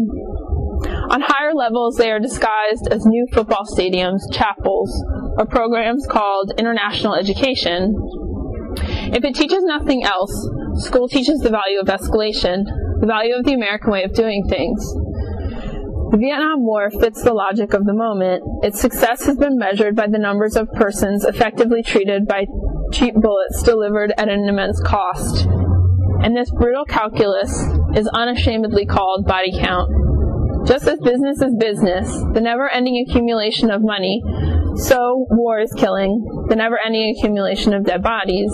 In like manner, education is schooling, and this open-ended process is counted in pupil hours. The various processes are irreversible and self-justifying. By economic standards, the country gets richer and richer. By death accounting standards, the nation goes on winning its war forever. And by school standards, the population becomes increasingly educated. School programs hunger for progressive intake of instruction, but even if the hunger leads to steady absorption, it never yields the joy of knowing something to one's satisfaction. Each subject becomes packaged with the instruction to go on consuming one offering after another, and last year's wrapping is always obsolete for this year's consumer. The textbook racket builds on the demand. Educational reformers promise each new generation the latest and the best, and the public school is schooled into demanding what they offer. Both the dropout who is forever reminded of what he missed, and the graduate who is made to feel inferior to the new breed of student, know exactly where they stand in the ritual of rising deceptions, and continue to support a society which euphemistically calls the widening frustration gap a revolution of rising expectations. But growth conceived as open-minded consumption, eternal progress, can never lead to maturity. Commitment to unlimited quantitative increase vitiates the possibility of organic development. Ritual game in the New World religion. The school-leaving age in developed nations outpaces the rise in life expectancy. The two curves will intersect in a decade and create a problem for Jessica Mitford and professionals concerned with terminal education. I am reminded of the late Middle Ages, when the demand for church services outgrew a lifetime and purgatory was created to purify souls under the Pope's control before they could enter eternal peace. Logically, this led first to a trade in indulgences and then to an attempt at reformation. The myth of undying consumption now takes place of belief in the life everlasting. Arnold Toynbee has pointed out that the decadence of a great culture is usually accompanied by the rise of the New World Church, which extends hope to the domestic proletariat while serving the needs of a new warrior class. School seems eminently suited to the world church of our decaying culture. No institution could better veil from its participants the deep discrepancy between social principles and social reality in today's world. Secular, scientific, and death-denying, it is of a piece with the modern mood. Its classical critical veneer makes it appeal pluralist, if not anti-religious. Its curriculum both defines science and is itself defined by so-called scientific research. No incomplete school, yet. It never closes its doors on anyone without first offering him one more chance at remedial adult and continuing education. School serves as an effective creator and sustainer of the social myth because of its structure as a ritual game of graded promotions. Introduction into this gambling ritual is much more important than what or how something is taught. It is the game itself that schools, that gets into the blood and becomes a habit. A whole society is initiated into the myth of undying consumption of services. This happens to the degree that token participation in the open-ended ritual is made compulsory and compulsive everywhere. School directs ritual rivalry into an international game, which obligates competitors to blame the world's ills on those who cannot or will not play. School is a ritual of initiation which introduces the neophyte to the sacred race of progressive consumption, a ritual of appropriation whose academic priests mediate between the faithful and the gods of privilege and power, a ritual of expiation which sacrifices its dropouts, branding them as scapegoats of underdevelopment.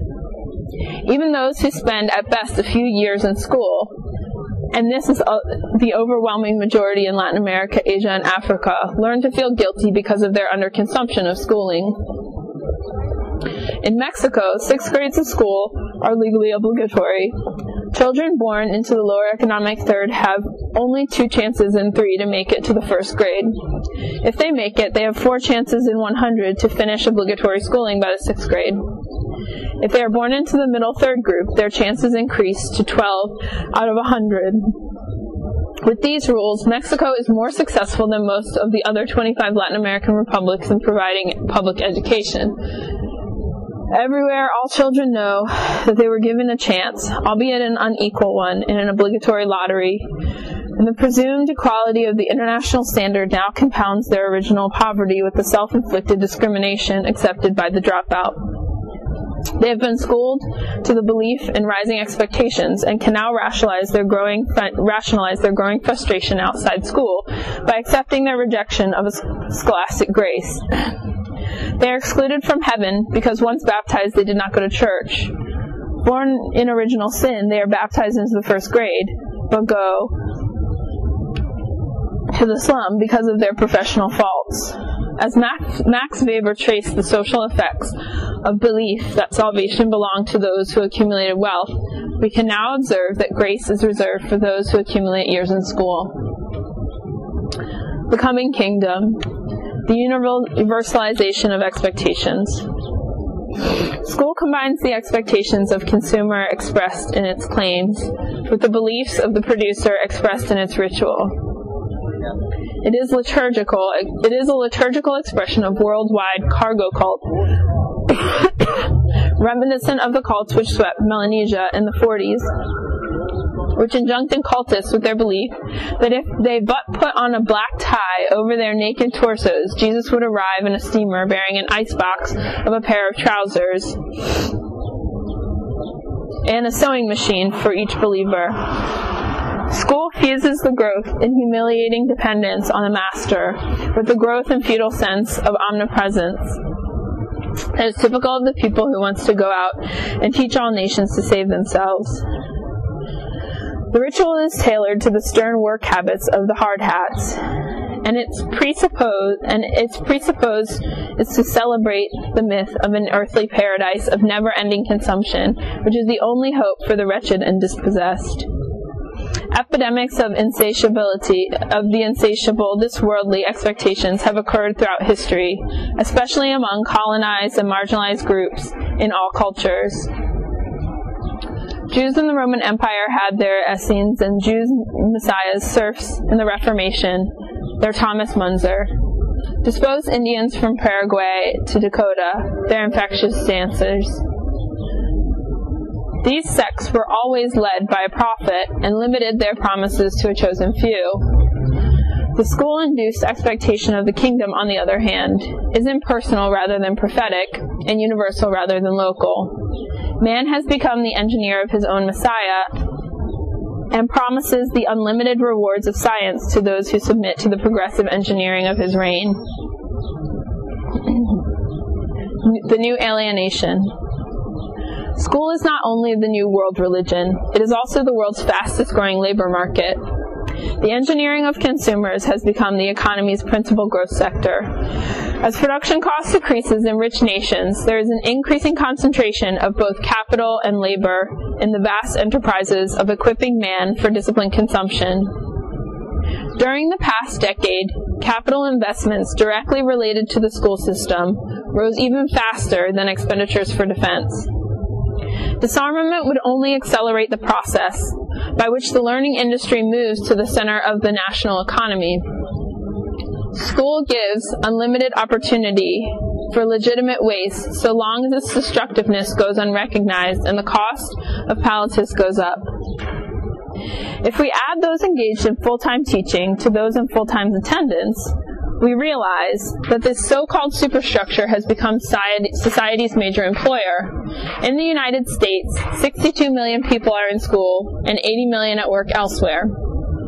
This is often forgotten by neo-Marxist analysts who say that the process of deschooling must be postponed or bracketed until other disorders traditionally understood as more fundamental are corrected by an economic and political revolution. Only if school is understood as an industry can revolutionary strategy be planned realistically. For Marx, the cost of producing demands for commodities was briefly significant.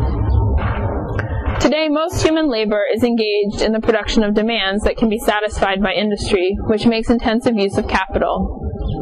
Most of this is done in school. Alienation in the traditional scheme was a direct consequence of works becoming wage labor, which deprived man of the opportunity to create and be recreated. Now, young people are pre-alienated by schools that isolate them while they pretend to be both producers and consumers of their own knowledge, which is conceived of as a commodity put on the market in school. School makes alienation preparatory to life, thus depriving education of reality and work of creativity. School prepares for the alienating institutionalization of life by teaching the need to be taught. Once this lesson is learned, people lose their incentive to grow in independence. They no longer find relatedness attractive and close themselves off to the surprises which life offers when it is not predetermined by institutional definition. And school, directly or indirectly, employs a major proportion of the population. School either keeps people for life or makes sure that they will fit into some institution. The New World Church is the knowledge industry, both purveyor of opium in the workbench during an increasing number of the years of an individual's life. Deschooling is therefore at the root of any movement for human liberation. The revolutionary potential of deschooling.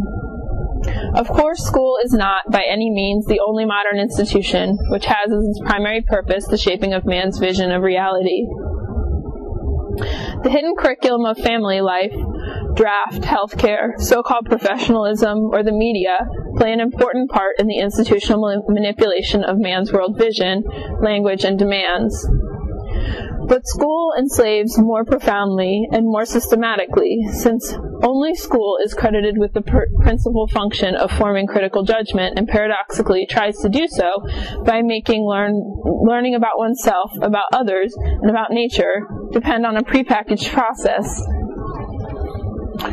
School touches us so intimately that none of us can expect to be liberated from it by something else. Many self-styled revolutionaries are victims of school. They see even liberation as the product of an institutional process. Only liberating oneself from school will dispel such illusions. The discovery that most learning requires no teaching can be neither manipulated nor planned. Each of us is personally responsible for his or her own deschooling, and only we have the power to do it. No one can be excused if he fails to liberate himself from schooling. People could not free themselves from the crown until at least some of them had freed themselves from the established church. They cannot free themselves from progressive consumption until they free themselves from obligatory school. We are all involved in schooling. From both the side of production and that of consumption, we are superstitiously convinced that good learning can and should be produced in us, and that we can produce it in others. Our attempt to withdraw from the concept of school will reveal the resistance we find in ourselves, and when we try to renounce the limitless consumption and pervasive presumption that others can be manipulated for their own good. No one is fully exempt from the exploitation of others in the schooling process. School is both the largest and the most anonymous employer of all. Indeed, the school is the best example of a new kind of enterprise succeeding the guild, the factory, and the corporation. The multinational corporations which have dominated the economy are now being complemented and may one day be replaced by supranationally planned service agencies. These enterprises present their services in ways that make all men feel obliged to consume them. They are internationally standardized, redefining the value of their services, paradoxically and everywhere, at approximately the same rhythm. Transportation, relying on new cars and superhighways, serves the same institutionally packaged need for comfort, prestige, speed, and the state or not. The apparatuses of medical care defines a particular kind of health, whether the service is paid for by the state or by the individual. Graded promotion in order to obtain diplomas fits the student for a place on the same international pyramid of qualified manpower, no matter who directs the school. In all these cases, employment is a hidden benefit. The driver of a private automobile, the patient who submits to hospitalization, or the pupil in the schoolroom must now be seen as a part of the new class of employees. A liberation movement which starts in schools and yet is grounded in the awareness of teachers and pupils as simultaneous exploiters and exploited could foreshadow the revolutionary strategies of the future. For a radical program of deschooling could train youth in new style of revolution needed to change a social system featuring obligatory health, wealth, and security. The risks of revolt against school are unforeseeable, but they are not as horrible as those of revolution starting in any other major institution. School is not yet organized for self-protection as effectively as a nation-state or even a large corporation. Liberation from the grip of schools could be bloodless. The weapons of the truant officer and his allies in the courts and the employment agencies might take very cruel measures against the individual offender, especially if he or she were poor. But they might not turn out to be powerless against the surge of a mass movement. School has become a social problem. It's being attacked on all sides, and citizens and their government sponsor unconventional experiments all over the world. They resort to unusual statistical devices in order to keep the faith and save face. The mood among some educators is much like the mood among Catholic bishops after the Vatican Council.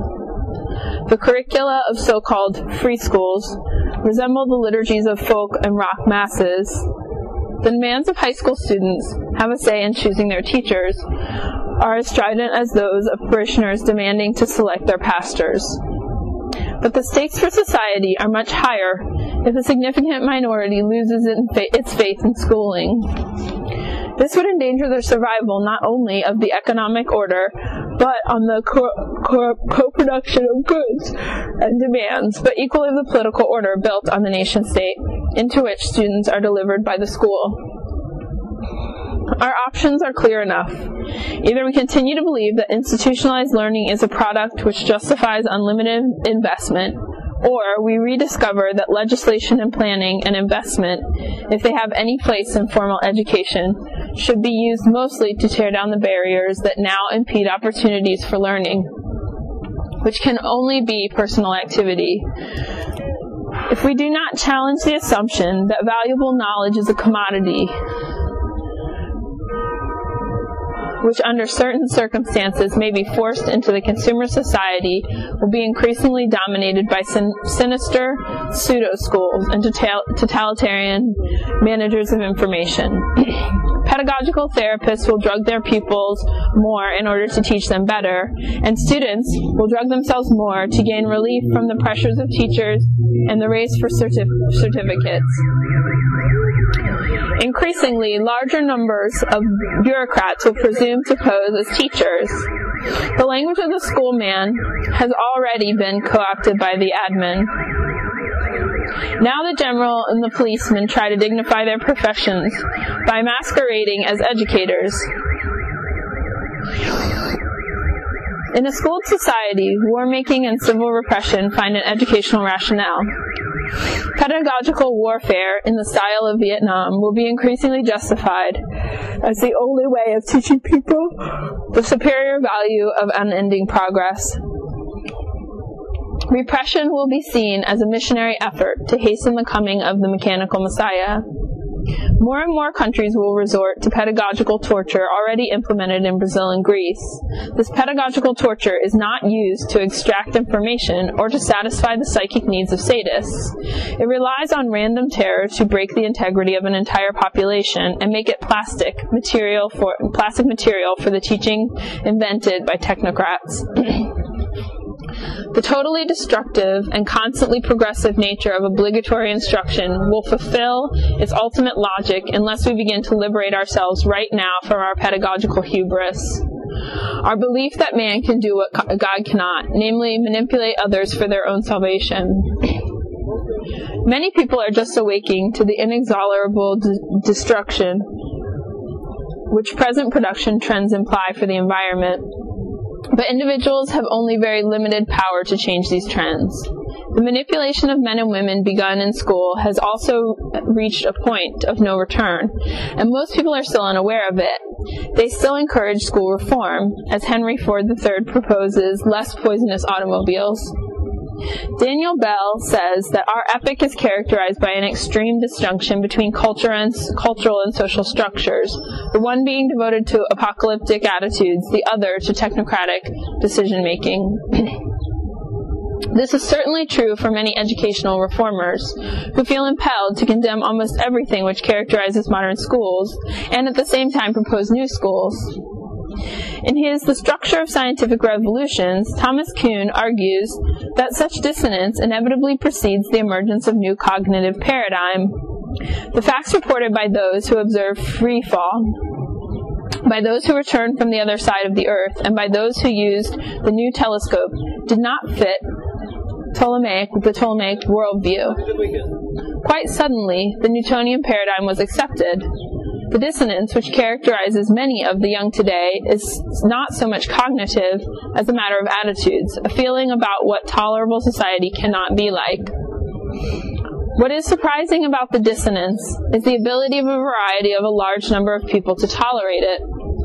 The capacity to pursue incongruous goals requires an explanation. According to Max Gluckman, all societies have procedures to hide such dissonance from their members. He suggests that it is the purpose of ritual. Rituals can hide from their participants even discrepancies and conflicts between social principle and social organization. As long as an individual is not explicitly conscious of the ritual character of the process through which he was initiated to the forces which shape his cosmos, he cannot break the spell and shape a new cosmos. As long as we are not aware of the ritual through which school shapes the progressive consumer, the economy's major resource, we cannot break the spell of this economy and shape a new one. Institutional spectrum. Most utopian schemes and futuristic scenarios call for new and costly technologies, which would have to be sold to rich and poor nations alike. Herman Kahn has found pupils in Venezuela, Argentina, and Colombia.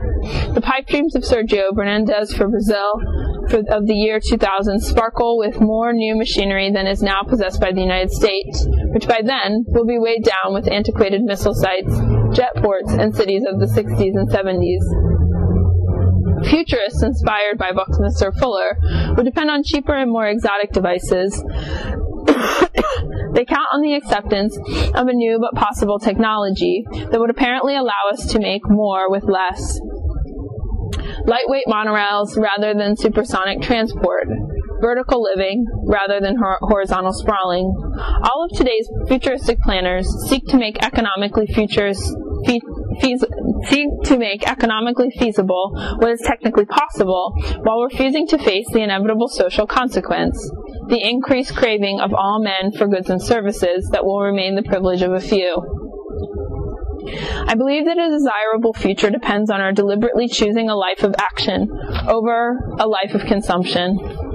On our engendering a lifestyle which will enable us to be spontaneous, independent, yet related to each other, rather than maintaining a lifestyle which only allows us to make and unmake, produce and consume, a style of life which is merely a way station on the road to the depletion and pollution of the environment.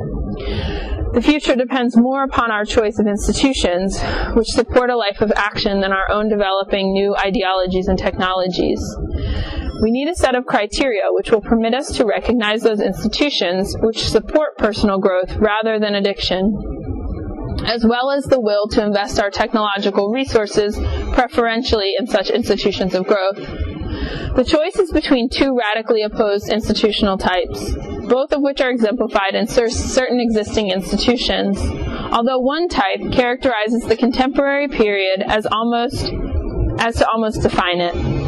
This dominant type I would propose to call the manipulative institution. The other type also exists, but only precariously. The institutions which fit it are humbler and less noticeable, yet I will take them as models for a more desirable future. I call them convivial, and suggest placing them at the left of an institutional spectrum, both to show that there are institutions which fall between the extremes, and to illustrate how historical institutions can change color as they shift from facilitating activity to organizing production. Generally, such a spectrum, moving from left to right, has been used to characterize men and their ideologies, not our social institutions and their styles. This categorization of men, whether as individuals or in groups, often generates more heat than light. Weighty objections can be raised against using an ordinary convention in an unusual fashion. By doing so, I hope to shift the terms of the discussion from a sterile to an infertile plane. It will become evident that men of the left are not always characterized by their opposition to the manipulative institutions which I locate to the right on the spectrum. The most influential modern institutions crowd up at the right of the spectrum. Law enforcement has moved there. It has shifted from the hands of the sheriff to those of the FBI and the Pentagon. Modern warfare has become highly professional enterprise whose business is killing. It has reached the point where its efficiency is measured in body counts. Its peacekeeping potential depends on its ability to conceive friend and foe of the nation's unlimited death-dealing power. Modern bullets and chemicals are so effective that a few cents worth properly delivered into the intended client unfailingly kill or maim, but the delivery costs rise vertiginously.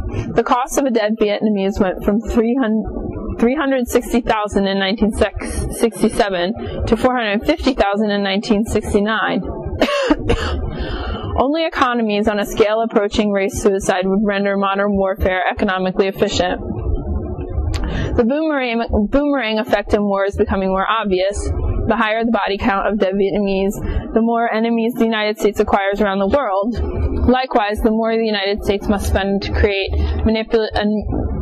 another manipulative institution, cynically dubbed pacification, in a futile effort to absorb the side effects of war. At this same extreme on the spectrum, we also find social agencies which specialize in the manipulation of their clients. Like the military, they tend to develop effects contrary to their aims as the scope of their operation increases. These so-called institutions are equally counterproductive, but less obviously so. Many assume the therapeutic and compassionate image to mask the paradoxical effect. For example, jails, up to 2 centuries ago, served as a means of detaining men until they were sentenced, maimed, killed, or exiled, and were sometimes deliberately used as a form of torture. Only recently have we become to claim that locking people up in cages will have a beneficial effect on their character and behavior. Now, quite a few people are beginning to understand that jail increases both the quality and the quantity of criminals, that in fact it often creates them out of mere nonconformists.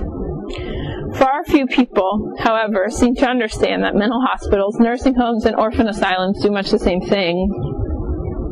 These institutions provide their clients with the destructive self-image of psychotic, the overaged, or the waif, and provide a rationale for existence of entire professions. Just as jails produce income for wardens, membership in institutions found at this extreme of the spectrum is achieved in two ways: both coercive, by forced commitment, or by selective service. At the opposite extreme of the spectrum lie institutions distinguished by spontaneous use, the convivial institutions. Telephone link-ups, subway lines, mail routes, public markets, and exchanges do not require hard or soft sells to induce their clients to use them. Sewage systems, drinking water, parks, and sidewalks are institutions men use without having to be institutionally convinced that it is to their advantage to do so. Of course, all institutions require some regulation, but the operation of institutions which exist to be used rather than to produce something requires rules of an entirely different nature from those required to be treatment institutions, which are manipulative. The rules which govern institutions for use have mainly the purpose of avoiding abuses which would frustrate their general accessibility. Sidewalks must be kept free of obstructions, the industrial use of drinking water must be held within limits, and ball playing must be restricted to the special areas within a park. At present, we need legislation to limit the abuse of our telephone lines by computers, the abuse of mail service by advertisers, and the pollution of our sewage systems by industrial waste. The regulation of convivial institutions sets limits to their use. As one moves from convivial to the manipulative end of the spectrum, the rules progressively call for unwilling consumption or participation. The different costs of acquiring clients is just one of the characteristics which distinguish convivial from manipulative institutions. At both extremes of the spectrum, we find service institutions, but on the right the service is imposed manipulation, and the client is made the victim of advertising, aggression, indoctrination, imprisonment, or electric shock. On the left, the service is amplified opportunity within formally defined limits, while the client remains a free agent. Right-wing institutions tend to be highly complex and costly production processes in which much of the elaboration and expense is concerned with convincing consumers that they cannot live without the product or of the treatment offered by the institution. Left-wing institutions tend to be networks which facilitate client-initiated communication or cooperation. The manipulative institutions of the right are either socially or psychologically addictive. Social addiction or escalation consists in tendency to prescribe increased treatment if smaller quantities have not yielded desired results. Psychological addiction or habituation results when consumers become hooked on the need for more and more of the process of the product. The self-activated institutions of the left tend to be self-limiting. Unlike production processes which identify satisfaction with the mere act of consumption, these networks serve a purpose beyond their own repeated use. An individual picks up the telephone when he wants to say something to someone else and hangs it up when the desired communication is over. He does not, teenagers accepted, use the telephone for the sheer pleasure of talking into the receiver. If the telephone is not the best way to get in touch, people will write a letter or take a trip. Right-wing institutions, as we can see clearly in the case of schools, both invite compulsivity, repetitive use, and frustrate alternative ways of achieving similar results. Toward, but not at, the left on the institutional spectrum, we can locate enterprises which compete with others in their own field, but have not begun notably to engage in advertising. Here we find hand laundries, small bakeries, hairdressers, and, to speak of professionals, some lawyers and music teachers. Characteristically left of center, then, are self-employed persons who have institutionalized their services, but not their publicity. They acquire clients through their personal touch and comparative quality of their services. Hotels and cafeterias are somewhat closer to the center. The big chains like Hilton, which spend huge amounts on selling their image, often behave as if they were running institutions of the right. Yet Hilton and Sheraton Enterprises do not usually offer anything more. In fact, they often give less than similarly priced, independently managed lodgings. Essentially, a hotel sign beckons to a traveler in the manner of a road sign. It says, "Stop, here's a bed for you," rather than, "You should prefer a hotel bed to a park bench." The producers of staples and most perishable consumer goods belong in the middle of our spectrum. They fill generic demands and add to the cost of production and distribution whatever the market will bear in advertising costs for publicity and special packaging. The more basic product, be it goods or services, the more does competition tend to limit the sales and the cost of the item. Most manufacturers of consumer goods have moved much further to the right. Both directly and indirectly, they produce demands for accessories which boost real purchase price far beyond purchase cost. General Motors and Ford produce means of transportation, but they also, and more importantly, manipulate public taste in such a way that the need for transportation is expressed as a demand for private cars rather than public buses. They sell the desire to control a machine to a race at high speeds luxury comfort, while also offering the fantasy at the end of the road. What they sell, however, is not just a matter of uselessly big motors, superfluous gadgetry, or the new extras forced on the manufacturers by Ralph Nader and the clean air lobbyists.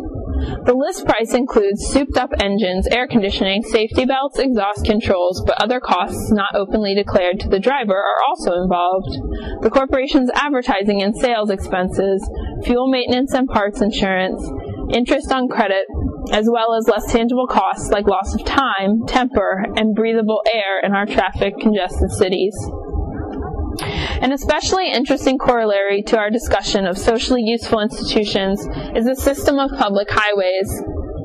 This major element of total costs in automobiles deserves lengthier treatment since it lends directly to the rightist institution in which I am most interested, namely the school. False public utilities. The highway system is a network for locomotion across relatively large distances. As a network, it appears to be on the left of the institutional spectrum. But here we must make a distinction, which will clarify both the nature of highways and the nature of true public utilities. Genuinely, all-purpose roads are true public utilities. Superhighways are private preserves, the cost of which has been partially foisted upon the public. Telephone, postal, and highway systems are all networks, and none of them is free. Access to the telephone network is limited by time charges on each call. These rates are relatively small and could be reduced without changing the nature of the system. Use of the telephone system is not in the least limited by what is transmitted, although it is best used by those who can speak coherent sentences in the language of the other party, an ability universally possessed by those who wish to use the network. Postage is usually cheap. Use of the postal system is slightly limited by the price of pen and paper, and somewhat more by the ability to write. Still, when someone does not know how to write, has a relative or a friend to whom he can dictate a letter, the postal system is at his service, as it is if he wants to ship a record or tape. The highway system does not similarly become available to someone who merely learns to drive. The telephone and the postal networks exist to serve those who wish to use them, while the highway system mainly serves an accessory to the private automobile. The former are true public utilities, whereas the latter is a public service to owners of cars, trucks, and buses. The public utilities exist for the sake of communication among men. Highways, like other institutions of the right, exist for the sake of a product. Auto manufacturers, we have already observed, produce simultaneously both cars and the demand for cars. They also produce the demand for multi-lane highways, bridges, and oil fields. The private car is the focus of a cluster of right-wing institutions. The high cost of each element is dedicated by elaboration of the basic product. And to sell the basic product is to hook society into the entire package. To plan a highway system is a true public utility. It would discriminate against those for whom velocity and individualized comfort are the primary transportation values, in favor of those who value fluidity and destination. It is the difference between far-flung network with maximum access for travelers and one which offers only privileged access to restricted areas. Transferring a modern institution to the developing nations provides the acid test of its quality. In very poor countries, roads are usually just good enough to permit transit by special high-axle trucks loaded with groceries, livestock, or people. This kind of country should use its limited resources to build a spiderweb of trails extending to every region, and should restrict imports to 2 or 3 different models of highly durable vehicles, which can manage all trails at low speed. This would simplify maintenance and stocking spare parts, permit the operation of these vehicles around the clock, and provide maximum fluidity and choice of destination to all citizens. This would require the engineering of all-purpose vehicles with the simplicity of Model T, making use of the most modern alloys and guaranteed durability, with a built-in speed limit of not more than 50 miles per hour and strong enough to run on the roughest terrain. Such vehicles are not on the market because there is no demand for them. As a matter of fact, such a demand would have to be cultivated, quite possibly under the protection of strict legislation. At present, whenever such a demand is even slightly felt, it is quickly snuffed out by counter-publicity aimed at universal sales of machines, which currently extract from the U.S. taxpayers' money needed for the building superhighways. In order to improve transportation, all countries, even the poorest, now plan highway systems designed for passenger cars, high-speed trailers, which fit the velocity-consciousness minority, producers, and consumers in the elite classes.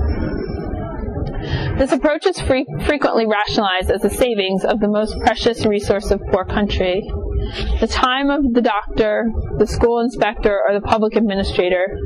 These men, of course, serve almost exclusively the same people who have, or hope one day to have, a car. Local taxes and scarce international exchange are wasted on false public utilities. Modern technology transferred to poor countries falls into 3 large categories: goods, factories which make them, and service institutions, principally schools, which make men into modern producers and consumers. Most countries spend by far the largest proportion of their budget on schools. The school-made graduates then create a demand for other conspicuous utilities, such as industrial power, paved highways, modern hospitals, and airports, and these in turn create a market for goods made for rich countries, and after a while, the tendency to import obsolescent factories to produce them. Of all false industries, school is the most insidious. Highway systems produce only a demand for cars. Schools create a demand for the entire set of modern institutions which crowd the right end of the spectrum.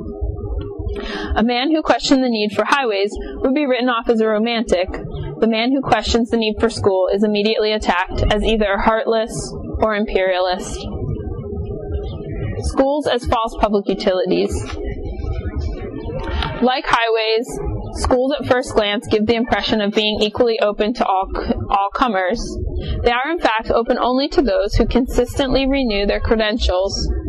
Just as highways create the impression that their present level of cost per year is necessary if people are to move, so schools are presumed essential for attaining the competence required by a society which uses modern technology.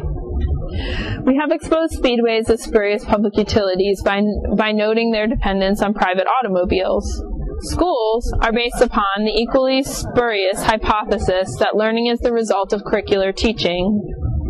Highways result from a perversion of the desire and need for mobility into the demand for a private car. Schools themselves pervert a natural inclination to grow and learn into a demand for instruction. Demand for manufactured maturity is a far greater abnegation of self-initiated activity than the demand for manufactured goods. Schools are not only the right of highways and cars, they belong near the extreme of the institutional spectrum occupied by total asylums. Even the producers of body counts kill only bodies, making men abdicate responsibility for their own growth. School leads many to a kind of spiritual suicide.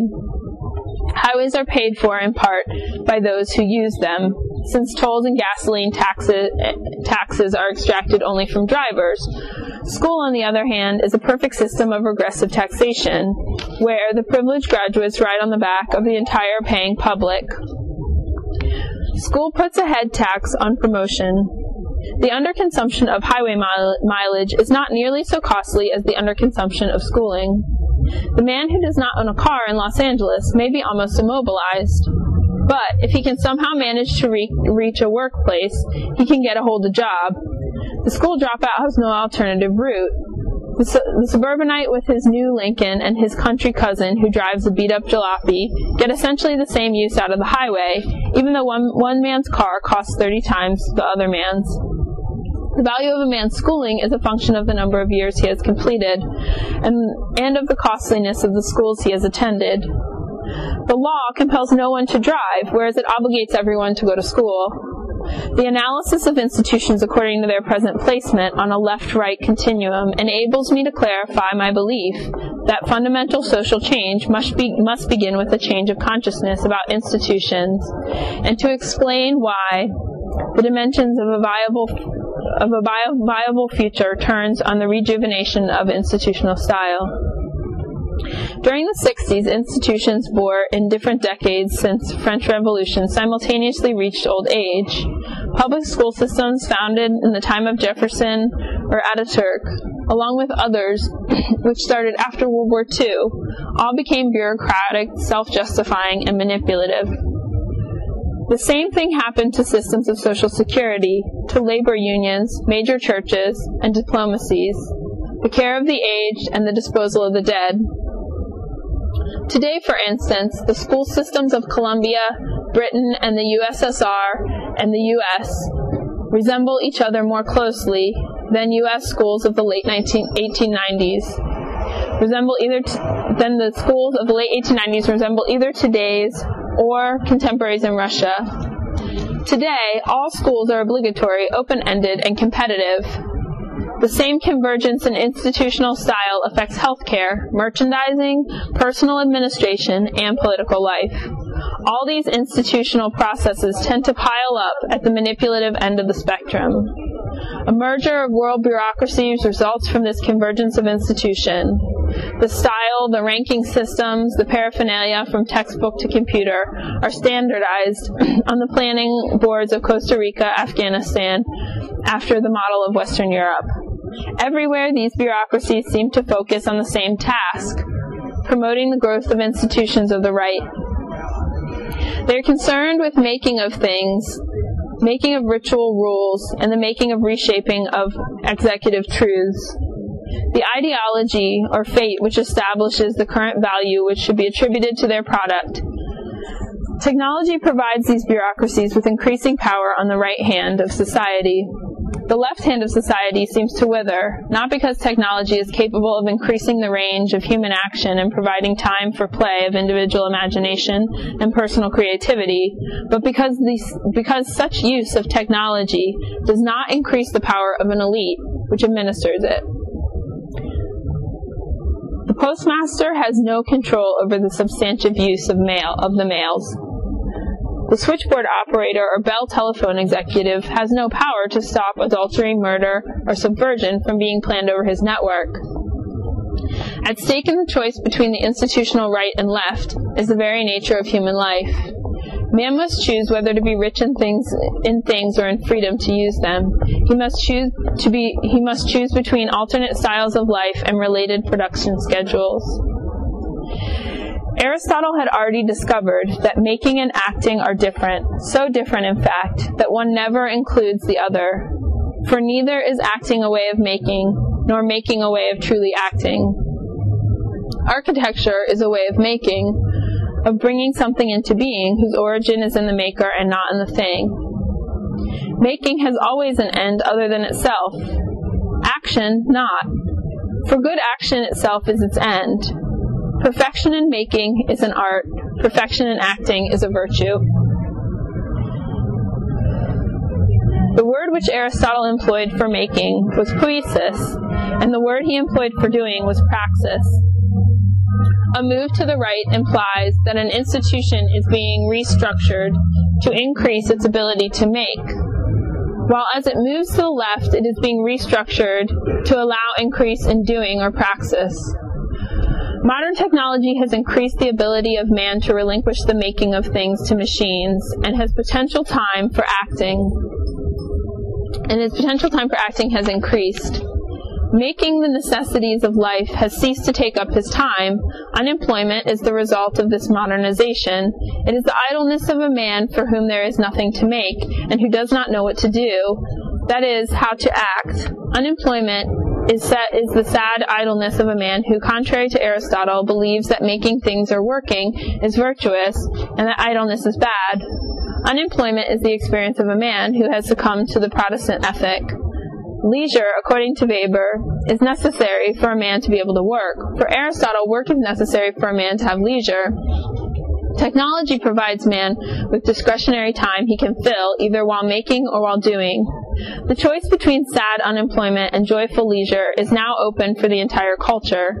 It depends on the institutional style the culture chooses. The choice would have been unthinkable in an ancient culture, built either on peasant agriculture or on slavery. It has become inevitable for a post-industrial man. One way to fill available time is to stimulate increased demands for consumption of goods and simultaneously for the production of services. The former implies an economy which provides an ever-growing array of ever-newer things which can be made, consumed, wasted, and recycled. The latter implies the futile attempt to make virtuous actions into the products of service institutions. This leads to the identification of schooling and education, of medieval service and health, of program watching and entertainment, of speed and effective locomotion. This first option now goes under the name of development. The radically alternative way to fill available time is a limited range or more durable goods to provide access to institutions which can increase the opportunity and desirability of human interaction. A durable goods economy is precisely the contrary of an economy based on planned obsolescence. A durable goods economy means a constraint on the bill of goods. Goods would have to be such that they provide the maximum opportunity to do something with them. Items made for self-assembly, self-help, reuse, and repair. The complement to a durable, repairable, and reusable bill of goods is not an increase of institutionally produced services, but rather an institutional framework which constantly educates to action, participation, and self-help. The movement of our society from the present, in which all institutions gravitate towards post-industrial bureaucracy to a future of post-industrial conviviality, in which the intensity of action would prevail over production, must begin with a renewal of style in the service institutions, and, first of all, with a renewal of education. A future which is desirable and feasible depends on our willingness to investigate our technological know-how into the growth of convivial institutions. In the field of education research, this amounts to the request of a reversal of present trends. Irrational Consistencies, Chapter 5. I believe the contemporary crisis of education demands that we review our very idea of publicly preserved learning, rather than the methods used in its enforcement. The dropout rate, especially of junior high school students and elementary school teachers, points to a grassroots demand for a completely fresh look. The classroom practitioner, who considers himself a liberal teacher, is increasingly attacked from all sides. The free school movement, confusing discipline with indoctrination, has painted him into the role of a destructive authoritarian. The educational technologist consistently demonstrates the teacher's inferiority at measuring and modifying behavior, and the school administrator, for which he works, forces him to bow to the Summerhill and Skinner, making it obvious that compulsory learning cannot be a liberal enterprise. No wonder that the desertion rate of teachers is overtaking that of their students. America's commitment to the compulsory education of its young now reveals itself to be as futile as the pretended American commitment to compulsory democratization of the Vietnamese. Conventional schools obviously cannot do it.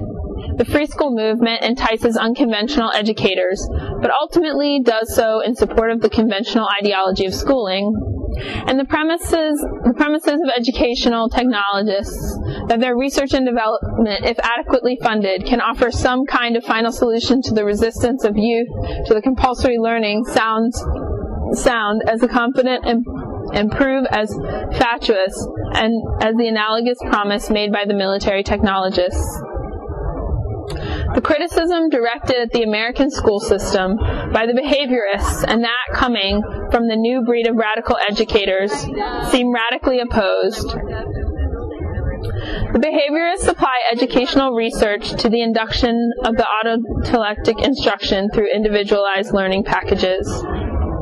Their style clashes with non-directive co-optation of youth into liberated communes established under the supervision of adults.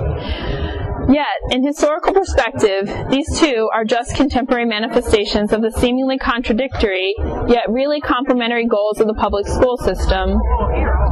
From the beginning of this century, the schools have been protagonists of social control on the one hand and free cooperation on the other, both placed at the service of the good society, conceived of as highly organized and smoothly working corporate structure. Under the impact of intense urbanization, children became a neutral resource to be molded by the schools and fed into the industrial machine. Progressive politics and the cult of efficiency converged in the growth of the U.S. public school. Vocational guidance and junior high school were two important results of this kind of thinking.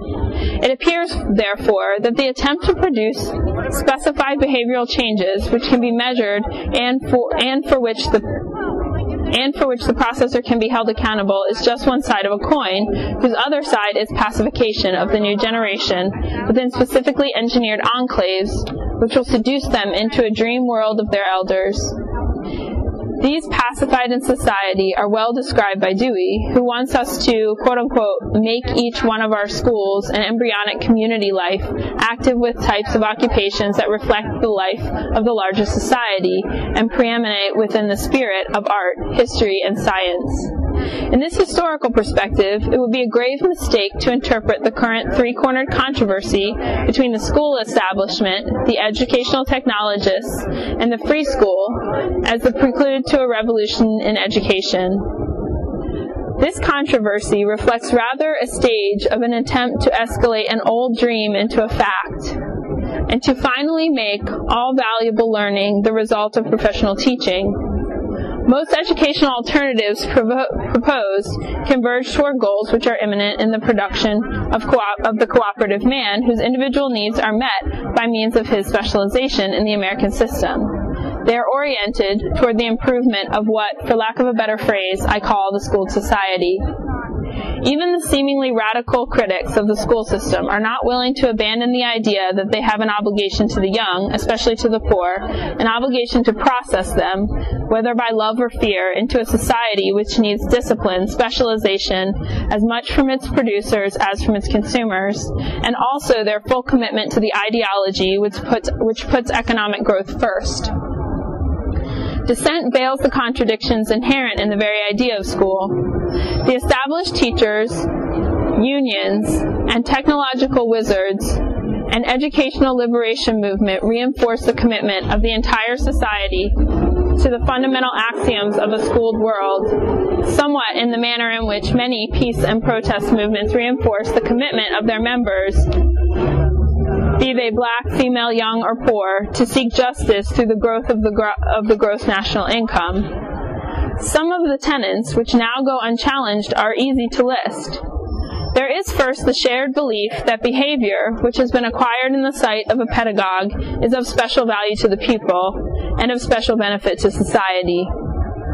This is related to the assumption that social man is born only in adolescence and properly born only if he matures in the school womb, which is somewhat to which some want to gentle by permissiveness, others to stuff with gadgets, and still others to varnish with a liberal tradition. And there is finally a shared view of youth, which is psychologically romantic and politically conservative. According to this view, changes in society must be brought about by burdening the young with the responsibility of transforming it, but only after their eventual release from school. It is easy for a society founded on such tenets to build up a sense of its responsibility for the education of the new generation. And this inevitability means that some men may set, specify, and evaluate personal goals of others. In a passage from an imaginary Chinese encyclopedia, Georges Louis Bourgeois tries to evoke the sense of giddiness such an attempt must produce.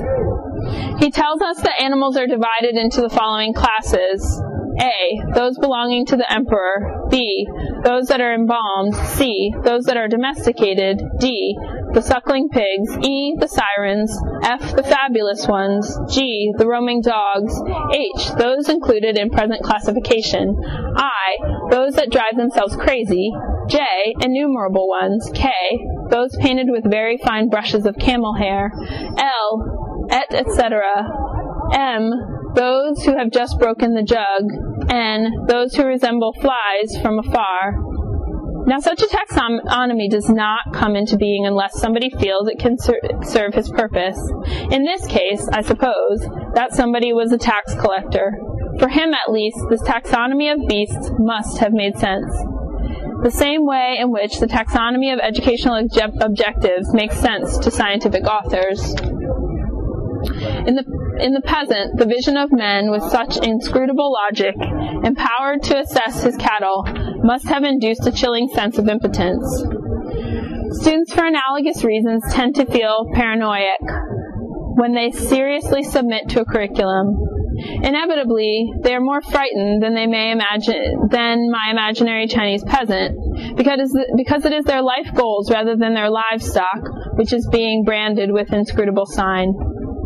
This passage of Borges is fascinating because it evokes the logic of irrational consistency, which makes Kafka's and Koestler's bureaucracies so sinister, yet so evocative of everyday life. Irrational consistency mesmerizes accomplices who are engaged in mutually expedient and disciplined exploitation. It is the logic generated by bureaucratic behavior, and it becomes the logic of a society which demands that the managers of its educational institutions be held publicly accountable for the behavioral modification they produce in their clients. Students who can be motivated to value the educational packages which their teachers oblige them to consume are comparable to Chinese peasants who can fit their flocks into the tax form provided by Borges.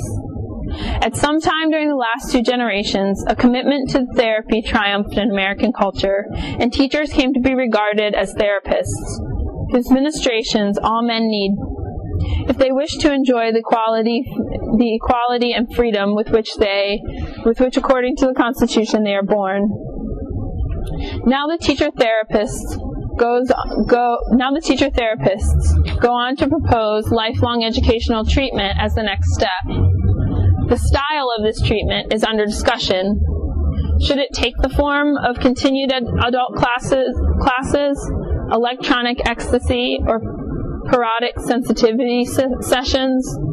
All educators are ready to conspire to push out the walls of the classroom with the goal of transforming the entire culture into a school. The American controversy over the future of education behind its rhetoric and noise is more conservative than the discourse in other areas of public policy. On foreign affairs, at least, an organized minority constantly reminds us that the United States must renounce its role as the world's policeman. Radical economists, and now even their less radical teachers, question aggregate growth as a desirable goal. Their lobbies for prevention over cure in medicine and others, fervor of fluidity over speed in transportation. Only in the field of education do the articulate voices demanding a radical deschooling of society remain so dispersed. There is a lack of cogent argument and mature leadership, aiming at the de-establishment of any and all institutions which serve the purpose of compulsory learning. For the moment, the radical deschooling of society is still a cause without a party. This is especially surprising in a time of growing, though chaotic, resistance to all forms of institutional planned instruction on the part of those aged 12 and 17. Educational innovators still assume that educational institutions function like funnels for the programs they package. For my argument, it is irrelevant whether these funnels take form in a classroom, a TV transmitter, or a liberated zone. It is equally irrelevant whether the packages purveyed are rich or poor, hot or cold, hard and immeasurable, like Math 3, or impossible to access or assess, like sensitivity. What counts is that education is assumed to be the result of an institutional process managed by the educator, as long as relations continue to be those between a supplier and a consumer. Educational research will remain a curricular process.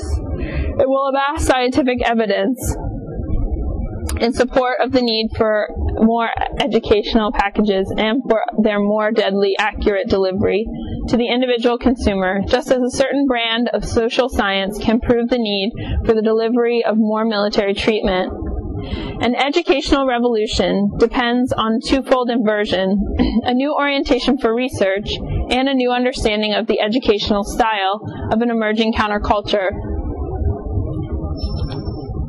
Operational research now seeks to optimize the efficiency of an inherited framework, a framework which is itself never questioned.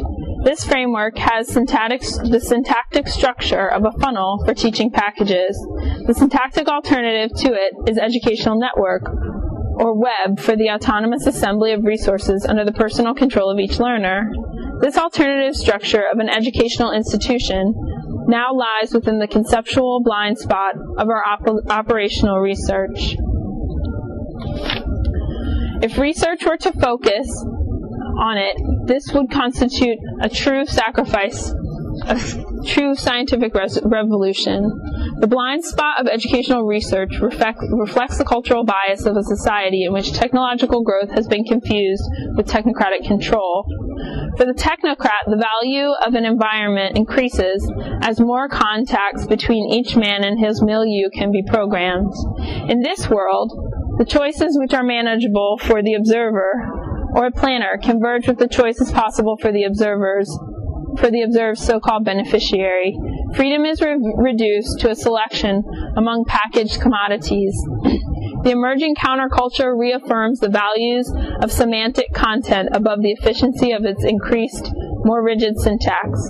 It values the wealth of a connotation above the power of syntax to produce wealth. It values the unpredictable outcome of self-chosen personal encounter above the certified quality of professional instruction. This reorientation towards personal surprise rather than institutionally engineered values will be disruptive of the established order until we disassociate the increasing availability of technological tools which facilitate encounter from the increasing control of the technocrat of what happens when people meet. Our present educational institutions are at the service of the teacher's goals. The relational structures we need are those which will enable each man to define himself by learning and contributing to the learning of others. In a previous chapter, I discussed what is becoming a common complaint about schools, one that is reflected, for example, in the recent report of the Carnegie Commission. In school, registered students submit to certified teachers in order to obtain certificates of their own. Both are frustrated, and both blame insufficient resources, money, time, or building for their mutual frustration. Such criticism leads many people to ask whether it is possible to conceive of a different style of learning. The same people, paradoxically, when pressed to specify how they acquired what they know and value, will readily admit that they learned it more often outside than inside school. Their knowledge of facts, their understanding of life and work came to them from friendship or love, while viewing TV or while reading from examples of peers or challenge of a street encounter, or they may have learned what they know through the apprenticeship ritual of admission to a street gang or the initiation to a hospital, newspaper city room, plumber shop, or insurance office. The alternative to dependence on school is not the use of public resources for some new device which makes people learn. Rather, it is the creation of a new style of education, a new style of educational relationship between man and his environment. To foster this style, attitudes towards growing up, the tools available for learning, and the quality and structure of daily life will have to change concurrently. Attitudes are already changing. The proud dependence on school is gone. Consumer resistance increases in the knowledge industry. Many teachers and pupils, taxpayers and employers, economists and policemen would prefer not to depend any longer on schools. What prevents their frustration from shaping new institutions is a lack not only of imagination, but frequently also of appropriate language and of enlightened self-interest. They cannot visualize either a deschooled society or educational institutions in a society which has de-established school. In this chapter, I intend to show that the inverse of school is possible, that we can depend on self-motivated learning instead of employing teachers to bribe or compel the student to find the time and the will to learn. That we can provide the learner with new links to the world instead of continuing to funnel all educational programs to the teacher. I shall discuss some of the general characteristics which distinguish schooling from learning and outline 4 major categories of educational institutions which should appeal not only to the many individuals but also to many existing interest groups. An objection. Who can be served by bridges to nowhere? We are used to considering schools as a variable dependent on the political and economic structure. If we can change the style of political leadership, or promote the interests of one class or another, or switch from private to public ownership of the means of production, we assume the school system will change as well. The educational institutions I will propose, however, are meant to serve a society which does not now exist, although the current frustration with schools is itself potentially a major force to set in motion change toward new social arrangements. An obvious objection has been raised to this approach. Why channel energy to build bridges to nowhere, instead of marshalling it at first to change not the schools but the political and economic system? This objection, however, underestimates the fundamental political and economic nature of the school system itself, as well as the political potential inherent in any effective challenge to it. In a basic sense, schools have ceased to be dependent on the ideology professed by any government or market organization. Other basic institutions might differ from one country to another. Family, patriarchy, church, or press, but everywhere the school system has the same structure, and everywhere its hidden curriculum has the same effect. Invariably, it shapes the consumer, who values institutional commodities above the non-professional administration of a neighbor. Everywhere the hidden curriculum of schooling initiates the citizen to the myth that bureaucracies guided by scientific knowledge are efficient and benevolent.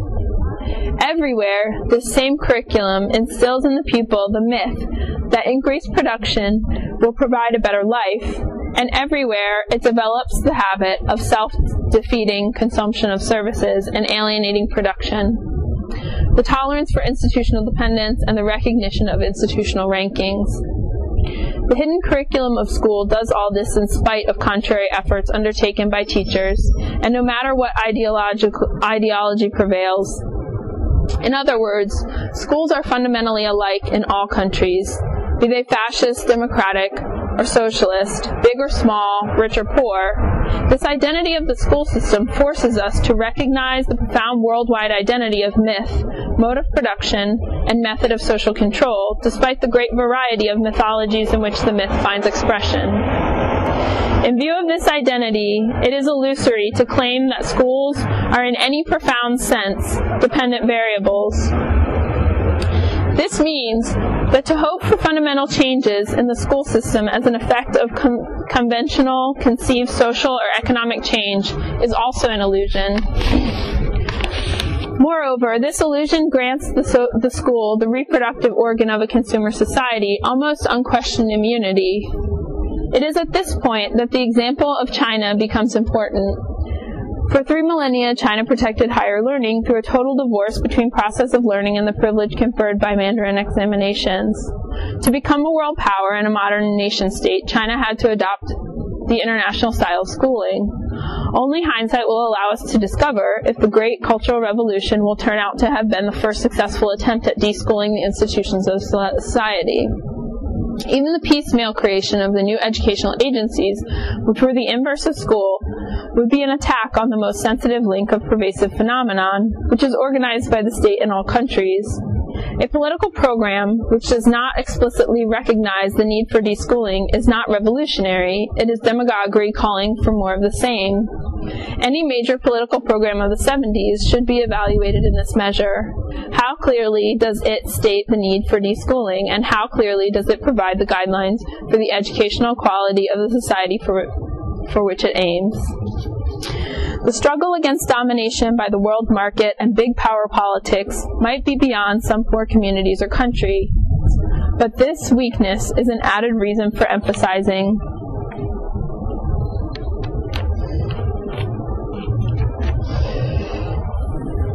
importance of liberating each society through a reversal of its educational structure, a change which is not beyond any society's means.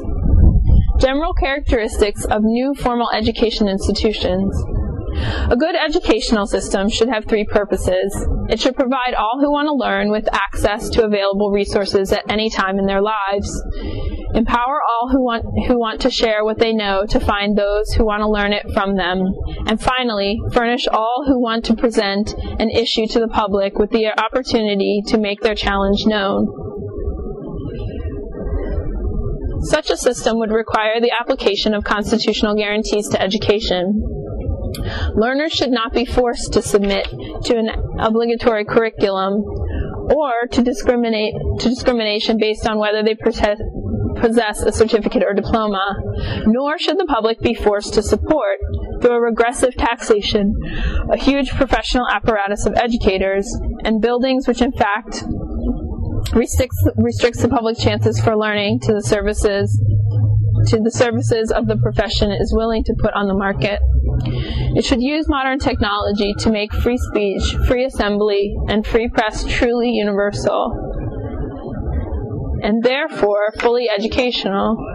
Schools are designed on the assumption that there is a secret to everything in life, that the quality of life depends on knowing that secret, that secrets can be known only in orderly successions,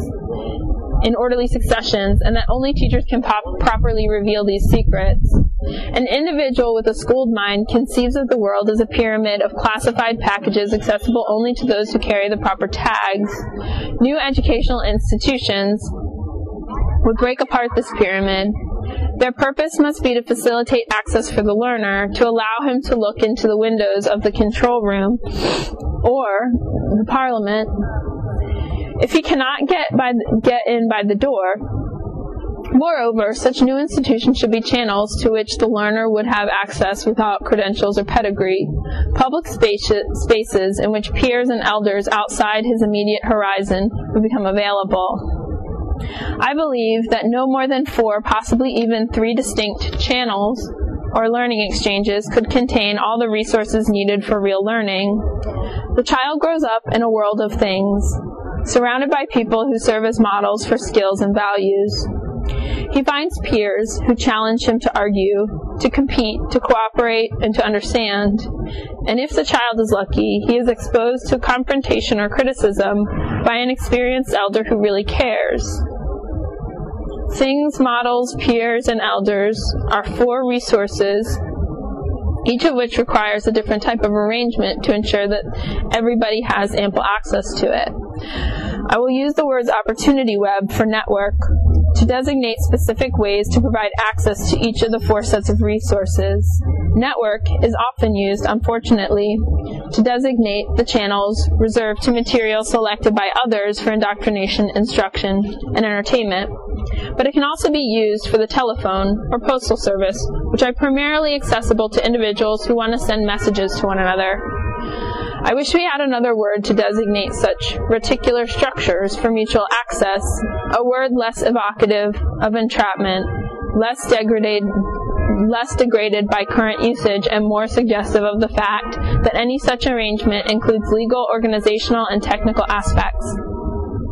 Not having found such a term, I will try to redeem the one which is available, using it as a synonym of educational web. What are needed are new networks readily available to the public and designed to spread equal opportunity for learning and teaching. To give an example, the same level of technology is used in TV and in the tape recorders. All Latin American countries now have introduced TV. In Bolivia, the government has financed a TV station, which was built 6 years ago, and there are no more than 7,000 TV sets for 4 million citizens. The money now tied up in TV installations throughout Latin America could have provided every 5th adult with a tape recorder. In addition, the money would have sufficed to provide an almost unlimited library of pre-recorded tapes, with outlets even in remote villages, as well as an ample supply of empty tapes. This network of tape recorders, of course, would be radically different from the present network of TV. It would provide opportunity for free expression. Literate and illiterate alike could record, preserve, disseminate, and repeat their opinions. The present investment in TV, instead, provides bureaucrats with their politicians or educators with their power to sprinkle the content with institutionally produced programs which they or their supporters decide are good for or in demand by the people. Technology is available to develop either independence in learning or bureaucracy in teaching. 4 networks. The planning of new educational institutions ought not to begin with the administrative goals of a principal or president, or with the teaching goals of a professional educator, or with the learning goals of any hypothetical class of people. It must not start with the question, what should someone learn? But with the question, what kinds of things and people might learners want to be in contact with in order to learn? Someone who wants to learn knows that he needs both information and critical response to its use from somebody else. Information can be stored in things and persons. In a good educational system, access to things ought to be available at the sole bidding of the learner, while access to informants requires, in addition, others' consent. Criticism can also come from 2 directions, from peers or from elders, that is, from fellow learners whose immediate interests match mine, or from those who will grant me a share in their superior experience. Peers can be colleagues with whom to raise a question, companions for playful and enjoyable or arduous reading, or walking, challengers at any type of game. Elders can be consultants on which skills to learn. Elders can be consultants on which skill to learn, which method to use, what company to seek at a given moment. They can be guides to the right questions to be raised among peers and to the deficiency of the answers they arrive at. Most of these resources are plentiful, but they are neither conventionally perceived as educational resources, nor is access to them for learning purposes easy, especially for the poor. We must conceive of new rational structures which are deliberately set up to facilitate access to these resources for the use of anybody who is motivated to seek them for his education. Administrative, technological, and especially legal arrangements are required to set up such web-like structures. Educational resources are usually labeled according to educators' curricular goals. I propose to do the contrary, to label 4 different approaches which enable the student to gain access to any educational resource which may help him to define and achieve his own goals. Reference services to educational objects, which facilitate access to things or processes used for formal learning. Some of these things can be reserved for this purpose, stored in libraries, rental agencies, laboratories, and showrooms, like museums and theaters. Others can be in daily use in factories, airports, or on farms, but made available to students as apprentices or on-off hours. Skill exchanges, which permit persons to list their skills and conditions under which they are willing to serve as models for others who want to learn these skills, and the addresses at which they can be reached. Peer matching, a communications network which permits persons to describing learning activities in hopes of finding a partner for inquiry. Reference services to educators at large who can be listed in a directory, giving the addresses and self-descriptions of professionals, paraprofessionals, and freelancers, along with conditions of access to their services. Such educators, as we will see, could be chosen by polling or consulting their former clients. Reference services to educational objects. Things are basic resources for learning. The quality of the environment and the relationship of a person to it will determine how much he learns incidentally. Formal learning requires special access to ordinary things on the one hand, or on the other, easy, dependable access to special things made for educational purposes. An example of the former is the special right to operate or dismantle a machine in a garage. An example of the latter is the general right to use an abacus, a computer, a book, a botanical garden, or a machine withdrawn from production and placed at the full disposal of the student. At present, attention is focused on the disparity between rich and poor children and their access to things, and in the manner in which they can learn from them. OEO and other agencies following this approach concentrate on equalizing chances by trying to provide more educational equipment for the poor. A more radical point of departure would be to reorganize that in the city, rich and poor alike are artificially kept away from most of the things that surround them. Children born into the age of plastics and efficiency experts must penetrate 2 barriers which obstruct their understanding, one built into things and the other around institutions. Industrial design creates a world of things that resist insight into their nature, and schools shut the learner out of the world of things in which their meaningful setting. After a short visit to New York, a woman from a Mexican village told me she was impressed by the fact that the stores sold only wares heavily made up with cosmetics. I understood her to mean that the industrial products speak to their consumers about their allurements and not about their nature. Industry has surrounded people with artifacts whose inner workings only specialists are allowed to understand. The non-specialist is discouraged from figuring out what makes a watch tick, or a telephone ring, or an electric typewriter work, by being warned that it will break if he tries. He can be told what makes a transistor radio work, but he cannot find out for himself. This type of design tends to reinforce a non-inventive society in which the experts find it progressively easier to hide behind their expertise and beyond evaluation. The man-made environment has become as inscrutable as nature is for the primitive. At the same time, educational materials have been monopolized by school.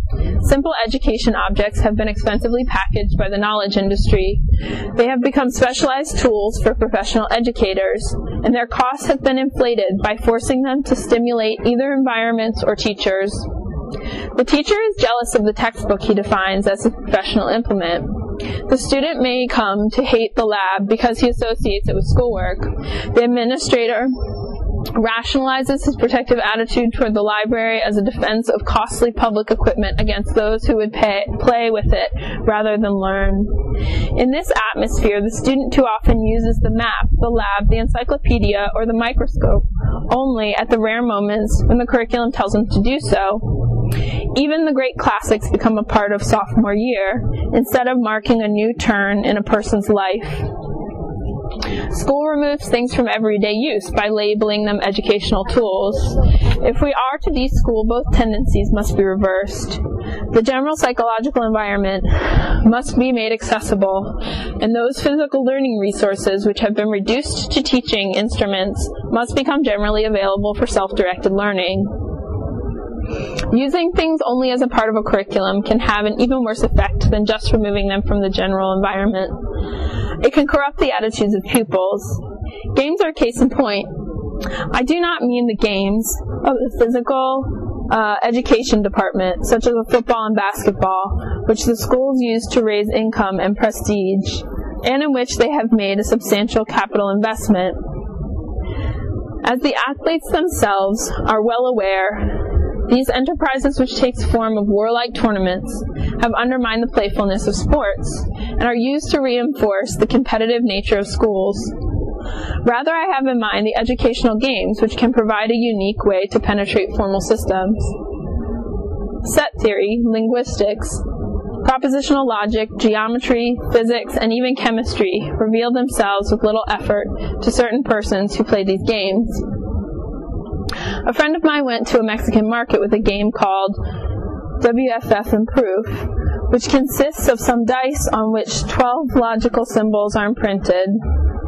He showed children which 2 or 3 combinations constituted a well-formed sentence, and inductively, within the first hour, some onlookers also grasped the principle. Within a few hours of playful conducting formal logical proofs, some children are capable of inducing others to the fundamental proofs of the propositional logic. Others just walk away. In fact, for some children, such games are a special form of liberating education, since they heighten their awareness of the fact that formal systems are built on changeable axioms, and that the conceptual operations have a game-like nature. They are also simple, cheap, and to a large extent can be organized by the players themselves. Used outside the curriculum, such games provide an opportunity for identifying and developing unusual talent, while the school psychologists will often identify those who have such talent as in danger of becoming antisocial, sick, or imbalanced. Within school, when used in the form of tournaments, games are not only removed from the sphere of leisure, they often become tools used to translate playfulness into competition. A lack of abstract reasoning into a sign of inferiority. An exercise which is liberating for some character types becomes a straitjacket for others. The control of school over educational equipment has still another effect. It increases enormously the costs of such cheap materials. Once their use is restricted to scheduled hours, professionals are paid to supervise their acquisition, storage, and use. Then students vent their anger against the school on the equipment, which must be purchased once again. Paralleling the untouchability of teaching tools is the impenetrability of modern junk. In the theories of any self-respecting boy in the 30s, any self-respecting boy knew how to repair an automobile, but now car makers multiply wires and withhold manuals from everyone except specialized mechanics. In a former era, an old radio contained enough coils and condensers to build a transmitter that would make all neighborhood radios scream in feedback. Transistor radios are more portable, but nobody dares to take them apart. To change this in the highly industrialized countries will be immensely difficult. But at least in the third world, we must insist on built-in educational qualities. To illustrate my point, let me present a model. By spending $10 million, it would be possible to connect 40,000 hamlets in a country like Peru with a spiderweb of 6-foot-wide trails and maintain these, and in addition provide the country with 200,000 three-wheeled mechanical donkeys, 5 on the average for each hamlet. Few poor countries of this size spend less than this yearly on cars, trucks, and roads, both of which are now restricted mainly to the rich and to their employees, while poor people remain trapped in their villages. Each of these simple but durable little vehicles would cost $125, half of which would pay for transmission and would pay for transmission and a 6-horsepower mower. A quote-unquote donkey could make 15 miles per hour, and it can carry loads of 850 pounds. that is most things besides tree trunks and steel beams which are ordinarily moved. The political appeal of such a transportation system to a peasantry is obvious. Equally obvious is the reason why those who hold power and thereby automatically have a car are not interested in spending money on trails clogging roads with engine-driven donkeys. The universal donkey could work only if a country's leader were willing to impose a national speed limit of, say, 25 miles an hour and adapt its public institutions to this. The model could not work if conceived only as a stopgap. This is not the place to elaborate on the political, social, economic, financial, and technical feasibility of this model. I wish only to indicate that educational considerations may be of prime importance when choosing such an alternative to capital investment transport. By raising the unit cost per donkey some 20%, it would become possible to plan the production of all its parts in such a manner that, as far as possible, each future owner would spend a month or two making and understanding his machine and would be able to repair it. With its additional costs, it would also be possible to decentralize production into dispersed plants. The added benefits would result not only from including educational costs in the construction process, even more significantly, a durable motor which practically anyone could learn to repair, and which could be used as a plow and a pump by somebody who understood it, would provide much higher educational benefits than the inscrutable engines of the advanced countries.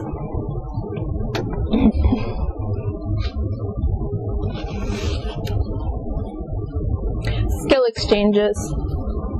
A guitar teacher, unlike a guitar, can be neither classified in a museum, nor owned by the public, nor rented from an educational warehouse. Teachers of skills belong to a different class of resources, from objects needed to learn a skill. This is not to say that they are indispensable in every case. I can rent not only a guitar, but also taped guitar lessons and illustrated chord charts, and with these things I can teach myself to play the guitar. Indeed, this arrangement may have advantages if the available tapes are better than the available teachers, or if the only time I have for learning the guitar is late at night, or if the tunes I wish to play are unknown in my country, or if I am shy and prefer to fumble along in privacy. Still, teachers must be listed and contacted through a different kind of channel from that of things. A thing is available at the bidding of the user, or could be, whereas a person formally becomes a skill resource only when he consents to do so. And he can also restrict time, place, and method he chooses. Skilled teachers must also be distinguished from peers from whom one would learn. Peers who wish to pursue a common inquiry must start from common interests and abilities. They get together to exercise or improve a skill they share: basketball, dancing, constructing a campsite, or discussing the next election. The first transmission of a skill, on the other hand, involves bringing together someone who has the skill and someone who does not have it and wants to acquire it. A skill model is a person who possesses a skill and is willing to demonstrate its practice. A demonstration of this kind is frequently a necessary resource for a potential learner. Modern inventions permit us to incorporate demonstration onto tape, film, or chart, yet one would hope personal demonstration will remain in a wide demand, especially in communication skills. Some 10,000 adults have learned Spanish at our center in Cuernavaca, most highly motivated persons who wanted to acquire near-native fluency in a second language. When they are faced with a choice between carefully programmed instruction in a lab or drill sessions with 2 other students and a native speaker following a rigid routine, most choose the second. For most widely shared skills, a person who demonstrates a skill is the only human resource we ever need or get. Whether in speaking or driving, in cooking, or in the use of communication equipment, we are often barely conscious of formal instruction and learning, especially after our first experience of the materials in question. I see no reason why other complex skills, such as mechanical aspects of surgery and playing the fiddle, of reading, or the use of directories and catalogs, could not be learned in the same way. A well-motivated student who does not labor under a specific handicap often needs no further human assistance than can be provided by someone who can demonstrate on demand how to do what the learner wants to do. The demand made of a skilled people that before demonstrating their skill, they be certified as pedagogues is a result of the insistence on either that people learn what they do not want to know, or that all people, even those with a special handicap, learn certain things at a given moment in their lives, and preferably under specified circumstances. What makes skills scarce on the present educational market is the institutional requirement that those who can demonstrate them may not do so unless they are given public trust through a certificate. We insist that those who help others acquire a skill should also know how to diagnose learning difficulties and be able to motivate people to aspire to learn skills. In short, we demand that they be pedagogues. People who can demonstrate skills will be plentiful as soon as we learn to recognize them outside the teaching profession, where price linings are being taught.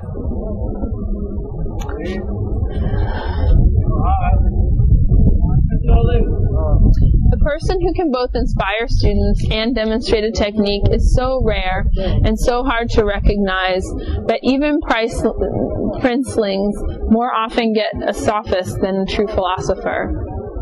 A demand for scarce skills can be quickly filled, even if there are only small numbers of people to demonstrate them, but such people must be easily available.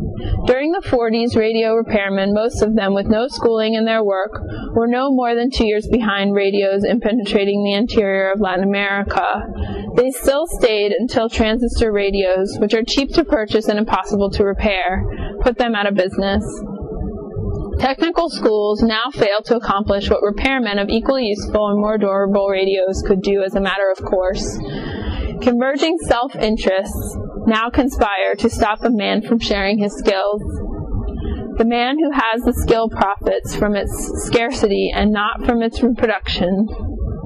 The teacher who specializes in transmitting the skill profits from the artisan's unwillingness to launch his own apprentice into the field.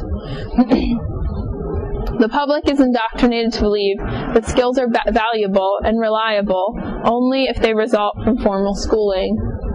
The job market depends on making skills scarce and on keeping them scarce, either by prescribing their unauthorized use and transmission, or by making things which can be operated and repaired only by those who have access to tools or information which are kept scarce. Schools thus produce shortages of skilled persons. A good example is the diminishing number of nurses in the United States. Owing to the rapid increase of 4-year BS programs in nursing, women from poorer families who would formerly have enrolled in 2- or 3-year program now stay out of the nursing profession altogether. Insisting on the certification of teachers is another way of keeping skills scarce. If nurses were encouraged to train nurses, and if nurses were employed on the basis of their proven skill, at giving injections, filling out charts, and giving medicine, there would soon be no lack of trained nurses. Certification now tends to abridge the freedom of education by converting the civil right to share one's knowledge into privilege of academic freedom, now conferred only on the employees of a school.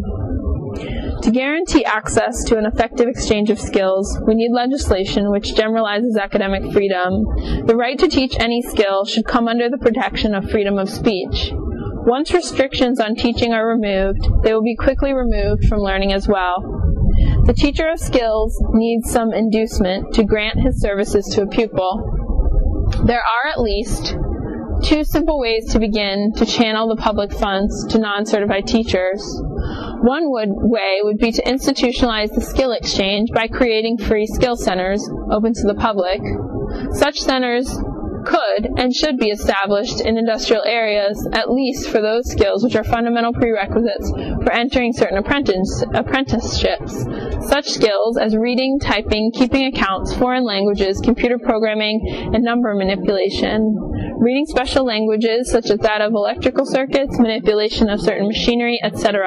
Another approach would be to give certain groups within the population educational currency, good for attendance at skill centers where other clients would have to pay commercial rates. A much more radical approach would be to create a bank for skill exchange. Each citizen would be given a basic credit with which to acquire fundamental skills. Beyond that minimum, further credits would go to those who earned them by teaching. Whether they served as models in organized skill centers or did so privately at home or on the playground, only those who had taught others for an equivalent amount of time would have a claim on the time of more advanced teachers. An entirely new elite would be promoted, an elite of those who earned their education by sharing it. Should parents have the right to earn skill credit for their children? Since such arrangement would give further advantage to the privileged classes, it might be offset by granting a larger credit to the underprivileged. The operation of a skill exchange would depend on the existence of agencies, which would facilitate the development of directory information and assure its free and inexpensive use. Such an agency might also provide supplementary services of testing certification and might help enforce the legislation required to break up and prevent monopolistic practices, fundamentally the freedom of universal skill. Fundamentally, the freedom of a universal skill exchange must be guaranteed by the laws which permit discrimination only on the basis of tested skills. Otherwise, it would be possible to surreptitiously reintroduce complex batteries of tests at the workplace itself, which would serve for social selection. Much could be done, making skill testing objectives, allowing only the operation of specific machines or systems to be tested. Tests of typing, measured according to speed, number, errors, and whether or not the typist can work from dictation. Operation of an accounting system, or of a hydraulic crane driving coding into COBOL, etc., can be easily made an objective. In fact, many of the true skills, which are of practical importance, can be so tested, and for the purposes of manpower management, a test of a current skill level is much more useful than the information that 20 years ago a person satisfied his teacher and curriculum, which typing, stenography, and account were taught. The very need for official skill testing can of course be questioned. I personally believe that freedom from undue hurt to a man's reputation through labeling is better guaranteed by restricting than by forbidding tests of competence. Peer matching. At their worst, schools gather classmates into the same room and subject them to the same sequence of treatment in math, citizenship, and spelling. At their best, they permit each student to choose one of a limited number of courses. In any case, groups of peers from around the goals of teachers, a desirable education. In any case, groups of peers form around the goals of teachers. A desirable education system would let each person specify the activity for which he sought a peer. School does offer children an opportunity to escape their homes and meet new friends, but at the same time, this process indoctrinates children with the idea that they should select their friends from among those with whom they are put together, providing the young from their earliest age with invitations to meet, evaluate, and seek out others would prepare them for a lifelong interest in seeking new partners for new endeavors. A good chess player is always glad to find a close match, and one novice to find another. Clubs serve their purpose. People who want to discuss specific books or articles would probably pay to find discussion partners. People who want to play games, go on excursions, build fish tanks, or motorized bicycles will go to considerable lengths to find peers. The reward for their effort is finding those peers.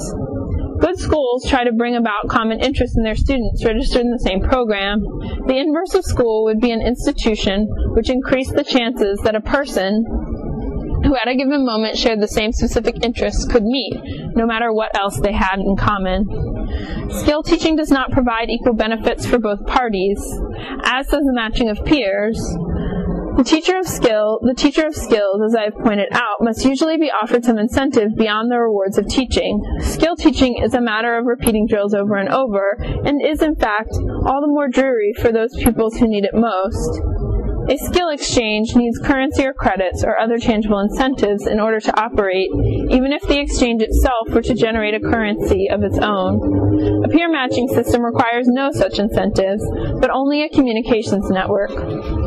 Tapes, retrieval systems, programmed instruction, and reproduction of shapes and sounds tend to reduce the need for recourse to human teachers of many skills. They increase the efficiency of teachers and the number of skills one can pick up in a lifetime.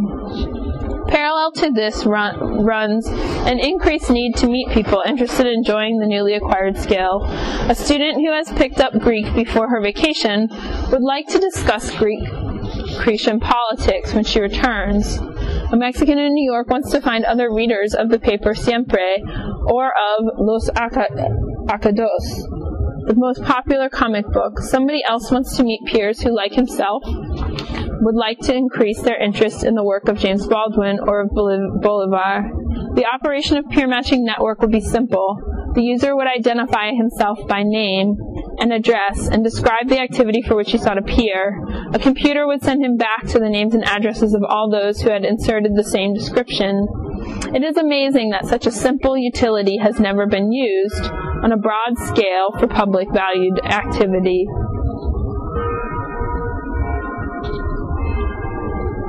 In its most rudimentary form, communication between client and computer could be established by return to mail. In big cities, typewriter terminals could provide instantaneous responses.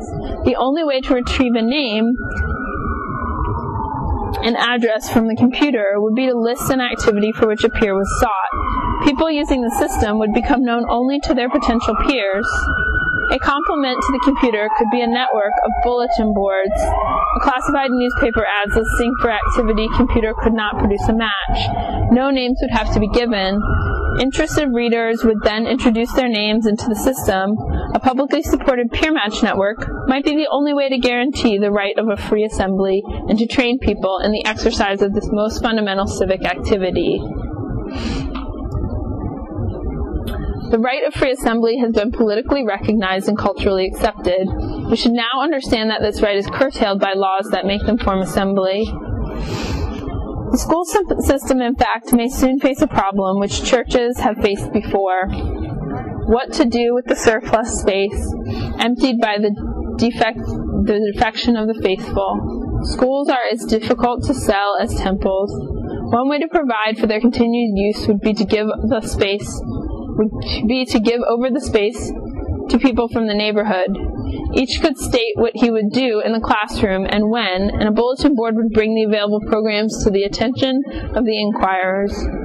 Access to the class would be free or purchased with educational vouchers. The teacher could even be paid according to the number of pupils he could attract for any full 2-hour period. I can imagine that the very young leaders and the great educators would be the two types most prominent in such a system. The same approach could be taken toward higher education. Students could be furnished with educational vouchers, which entitle them to 10 hours, yearly private consultation with the teacher of their choice, and for the rest of their learning, depend on the library, the peer matching network, and the apprenticeships. We must, of course, recognize the probability that such public matching devices would be abused for exploitative and immoral purposes, just as the telephone and mails have been so abused. As with those networks, there must be some protection. I have proposed elsewhere a matching system which would allow pertinent printed information plus the name and address of the inquirer to be used. Such a system would be virtually foolproof against abuse. Other arrangements could allow the addition of any book, film, TV program, or other item quoted from a special catalog. Concern about the dangers of the system should not make us lose sight of its far greater benefits. Some who share my concern for free speech and assembly will argue that peer matching is an artificial means of bringing people together and would not be used by the poor who need it most. Some people become genuinely agitated when one suggests the setting up of ad hoc encounters which are not rooted in life of the local community. Others react when one suggests using a computer to sort and match client-identified interests. People cannot be drawn together in such an impersonal manner, they say. Common inquiry must be rooted in a history of shared experience at many levels and must grow out of this experience, the development of the neighborhood institutions, for example. I sympathize with those objections, but I think they miss the point as well as their own. Indeed, in the first place, the return to the neighborhood life as a primary center of creative expression might actually work against the reestablishment of neighborhoods as political units. Centering demands on the neighborhood may, in fact, neglect important liberating aspects of urban life, the ability of a person to participate simultaneously in several peer groups. Also, there is an important sense in which people who have never lived together in a physical community may occasionally have far more experiences to share than those who have known each other from childhood.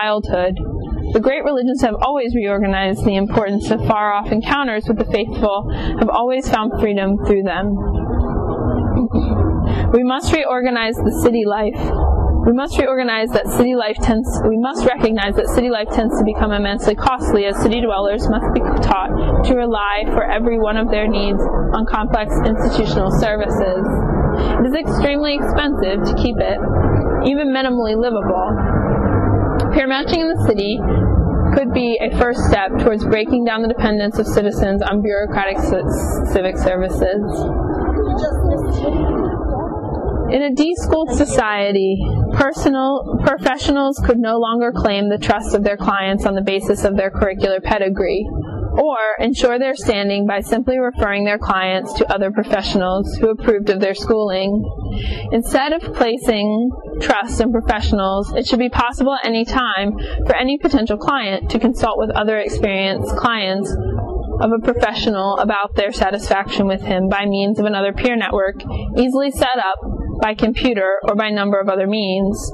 Such networks could be seen as public utilities, which permitted students to choose their teachers or patients, their healers.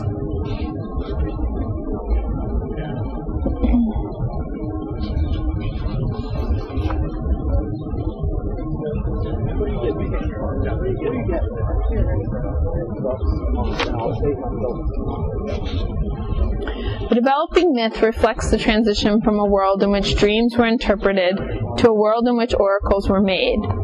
From immemorial time, the earth goddess From immemorial time, the earth goddess had been worshipped on the slope of Mount Parnassus, which was the center and navel of the earth.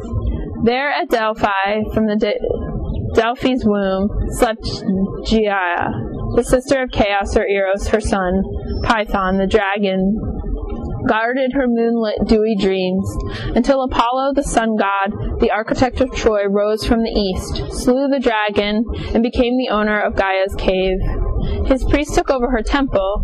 They employed a local maiden at her on a tripod over the earth's smoking navel, and made her drowsy with fumes. They then rhymed her ecstatic utterances to hexameters of self-fulfilling prophecies. From all over the Peloponnesus, men brought their problems to Apollo's sanctuary. The oracle was consulted on social options, such measures to be taken to stop a plague or a famine, to choose the right constitution for Sparta. The never-ending arrow became Apollo's symbol. Everything about him became purposeful and useful. In the Republic, describing the ideal state, Plato already excludes popular music.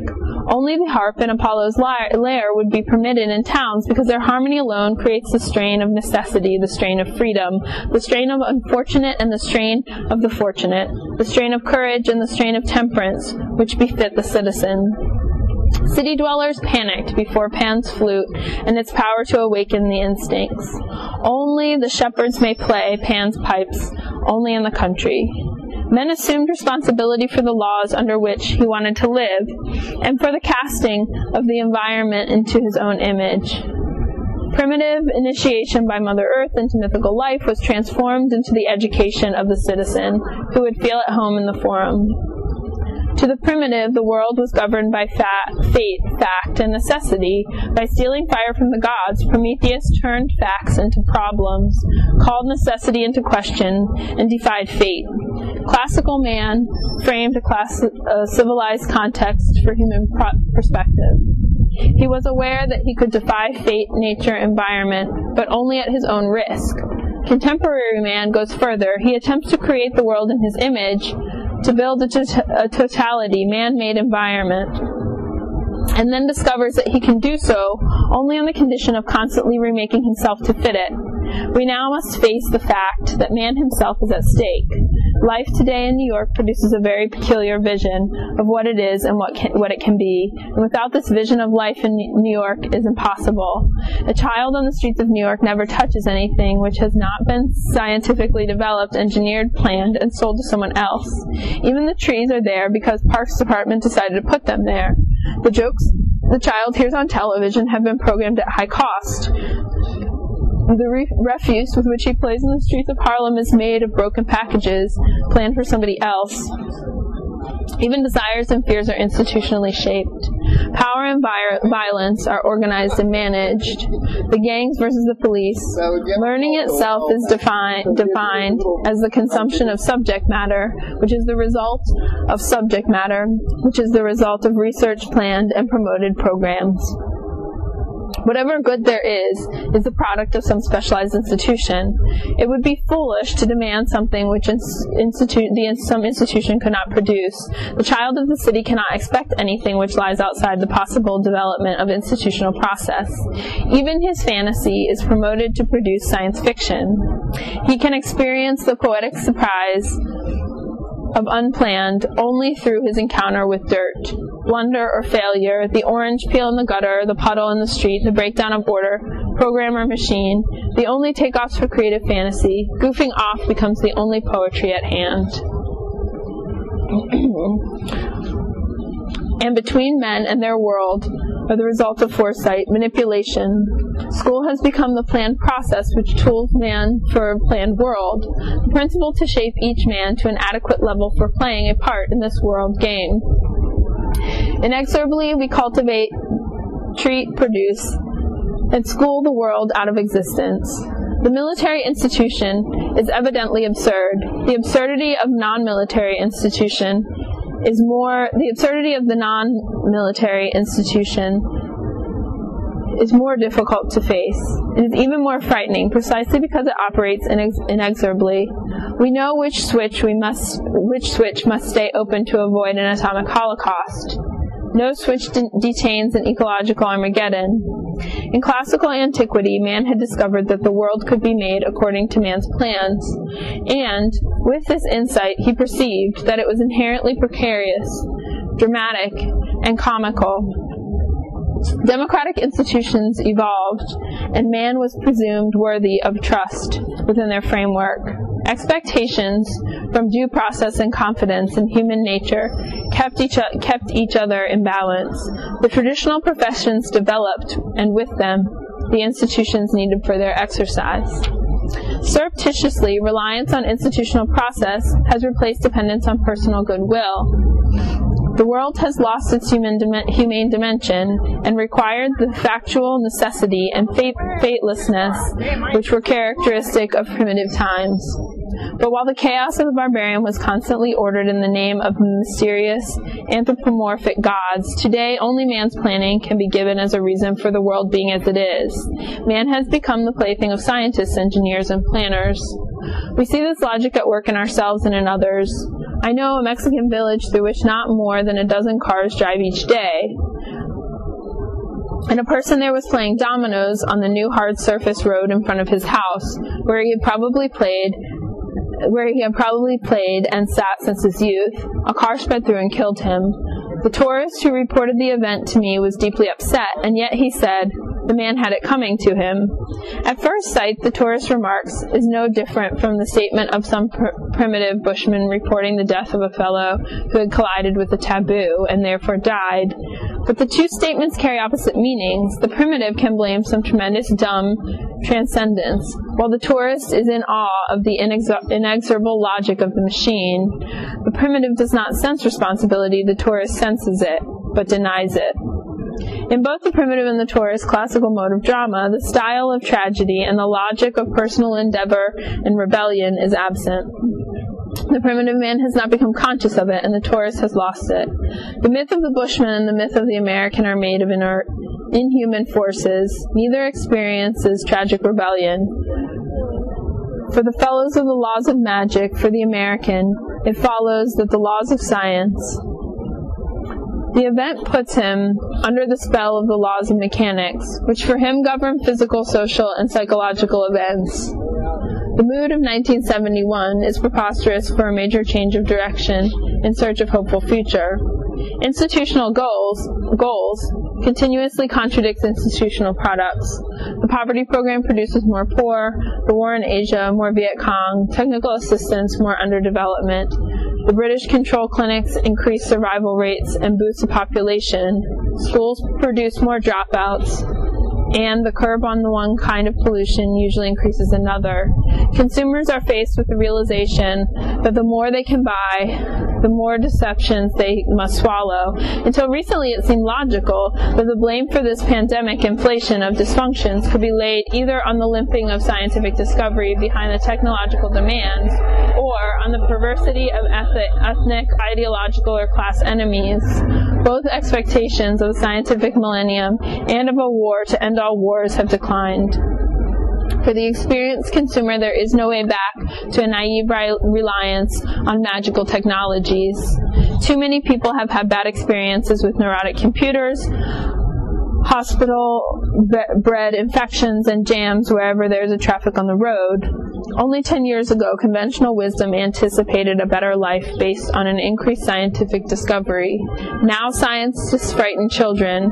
The moon shoots provide a fascinating demonstration of that human failure can be almost eliminated among operations of complex systems.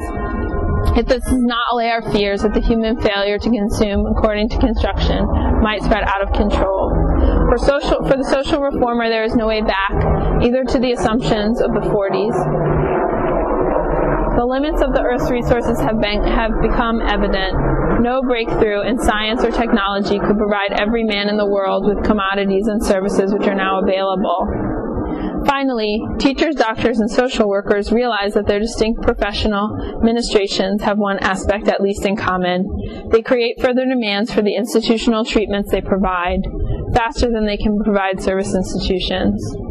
Not just some part, but the very logic of conventional wisdom is becoming suspect. Even the laws of economy seem unconvincing outside of the narrow perimeters which apply to the social geographical area which most money is controlled. Money is, indeed, the cheapest currency, but only in an economy geared towards efficiency, measured in monetary terms. Both capitalist and communist countries in their various forms are committed to measuring efficiency and cost-benefit ratios expressed in dollars. Capitalism flaunts a higher standard of living as its claim to superiority. Communism boasts of a higher growth rate as an index in its ultimate triumph.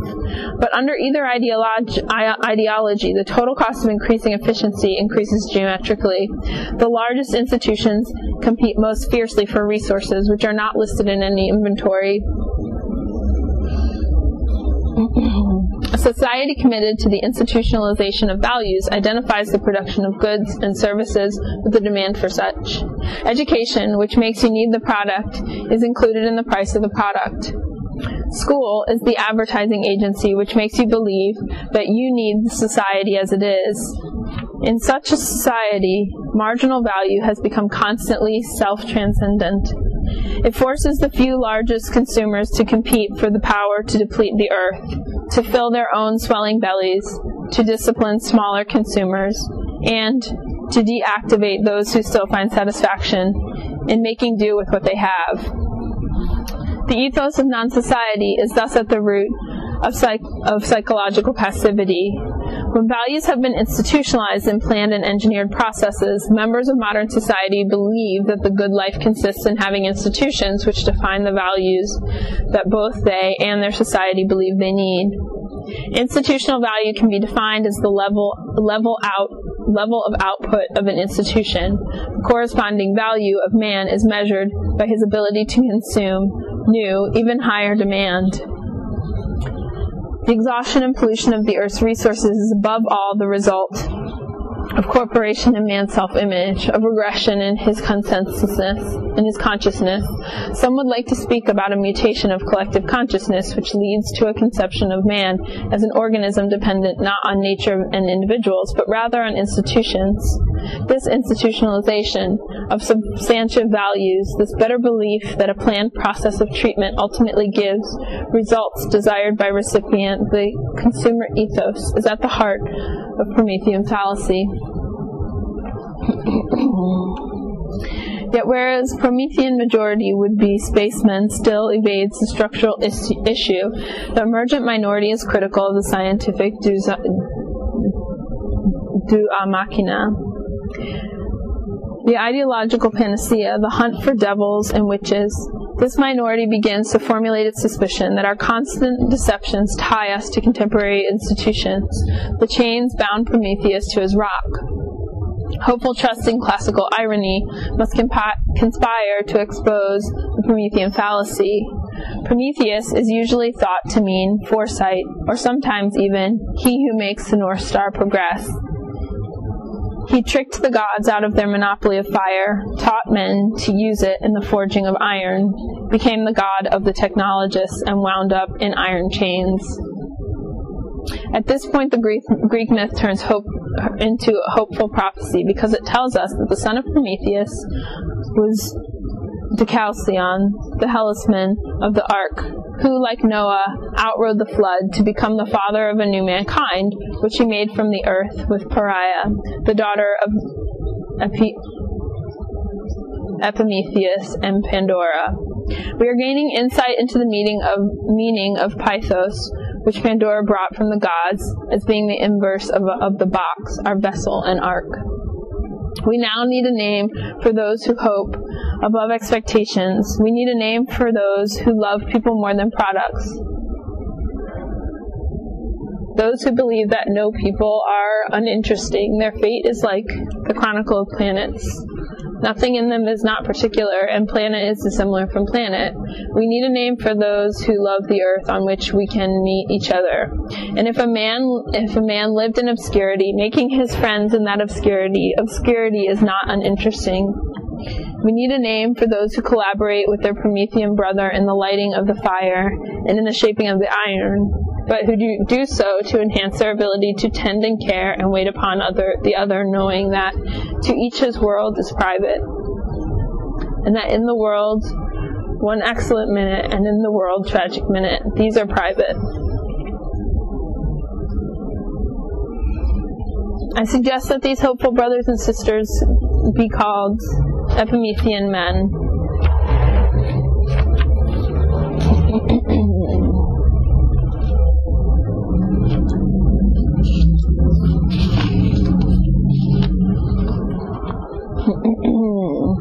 The series and endeavors to point to a reality of which scientific theory has revealed only one aspect. It is the comment to this reality that lends universal intent to a scientist's most original and solitary thought.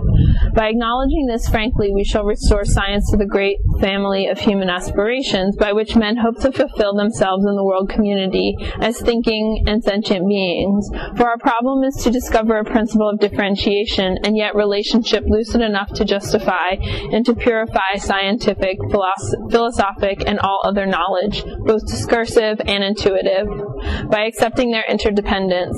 This is the crisis in consciousness, made articulate through the crisis in science. This is the new awakening. Each volume presents the thought and belief of its author and points to the way in which religion, philosophy, art, science, economics, politics, and history may constitute that form of human activity, which it takes to the fullest. Thus, World Perspectives endeavors to define ecumenical power of the mind and the heart, which enables man, through his mysterious greatness, to recreate his life. This series is committed to a re-examination of all those sides of human endeavor which the specialist was thought to believe he could safely leave aside. It attempts to show the structural kinship between subject and object, the indwelling of the one and the other. Each author deals with the increasing realization that the spirit and nature are not separate and apart. The intuition and reason must regain their importance as the means of perceiving and fusing inner being with the outer reality. World Perspectives endeavors to show that the conception of wholeness, unity, organism is a higher and more concrete conception than that of matter and energy. Thus, an enlarged meaning of the life of biology, not as it is revealed in the test tube of the laboratory, but as it is experienced within the organism of life itself, is attempted within the series. Knowledge, it is shown in these books, no longer consists in the manipulation of man-nature, its opposite, nor in the reduction of data to mere statistical order, but it is a means of liberating mankind from the destructive power of fear, pointing the way toward the goal of the rehabilitation of the human will and the rebirth of faith, the confidence in human person. The works published also endeavor to reveal that the cry for patterns, systems, and authorities is growing less insistent. The desire grows stronger in both East and West of a dignity, integrity, and self-realization, which are the inalienable rights of man, who may now guide change by means of consequence, purpose, in the light of rational experience. Other vital questions explored related to the problems in international understanding, as well as the problems dealing with prejudice and with resultant tensions and antagonisms. There is in mankind today a counterforce to the sterility and danger of a qualitative anonymous mass culture, a new, if sometimes imperceptible, spiritual sense of convergence toward human and world unity on the basis of sacredness of each human person and respect for plurality of cultures. There is a growing awareness that equality may not be evaluated in mere numerical terms, but is proportionate and analogical in its reality, for when equality is equated with interchangeability, the human person is negated and individual identity transmitted into a faceless mask. We stand at the brink of an age of a world in which human life presses forward to actualize new forms. The false separation of man and nature, of time and space, of freedom and security is acknowledged, and we are faced with a new vision of man and his organic unity, and of history offering a richness and diversity of quality and majesty of scope hitherto unrepresented. World perspective is committed to recognition that all great changes are preceded by vigorous intellectual reevaluation and reorganization. Our authors are aware that the sin of hubris may be avoided by showing the creative. Thus, world perspective hopes to show that although apocalyptic period of exceptional tension, there is also a work and exceptional movement. Knowledge may be correlated with insight into the nature of human nature. In spite of the infinite obligation of men, and in spite of their infinite power, in spite of the scientific outlook,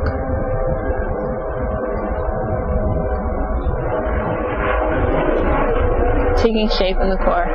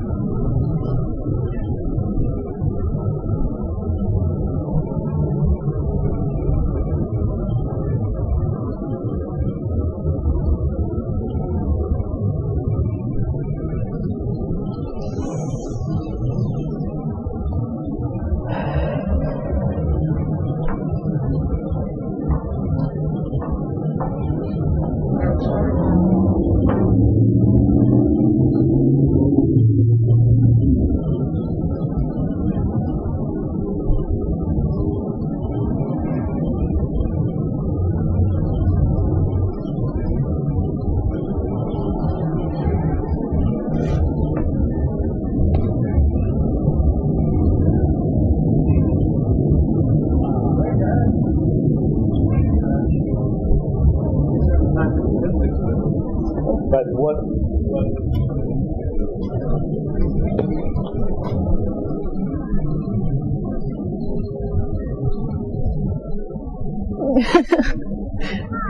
Hey, that was really funny. I like your text. Like, hey, I'm just getting the good part.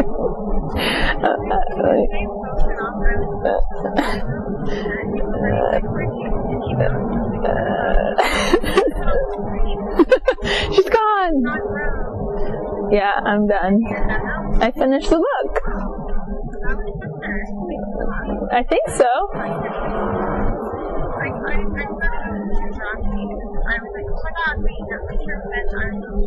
I know, I shouldn't. I just thought that picture was funny. I should have just sent you the begin and then sent you that picture later. Because I just thought it was a funny sign. And then I was like, oh, I thought about that. I was like, oh, maybe she'll be confused because of that picture. That picture is confusing. It doesn't have anything to do with anything.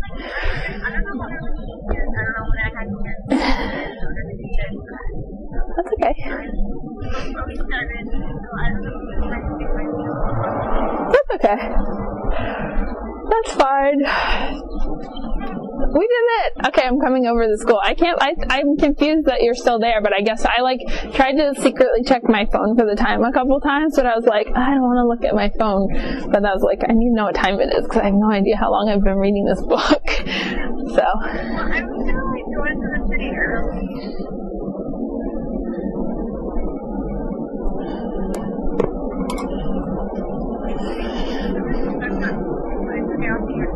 Okay.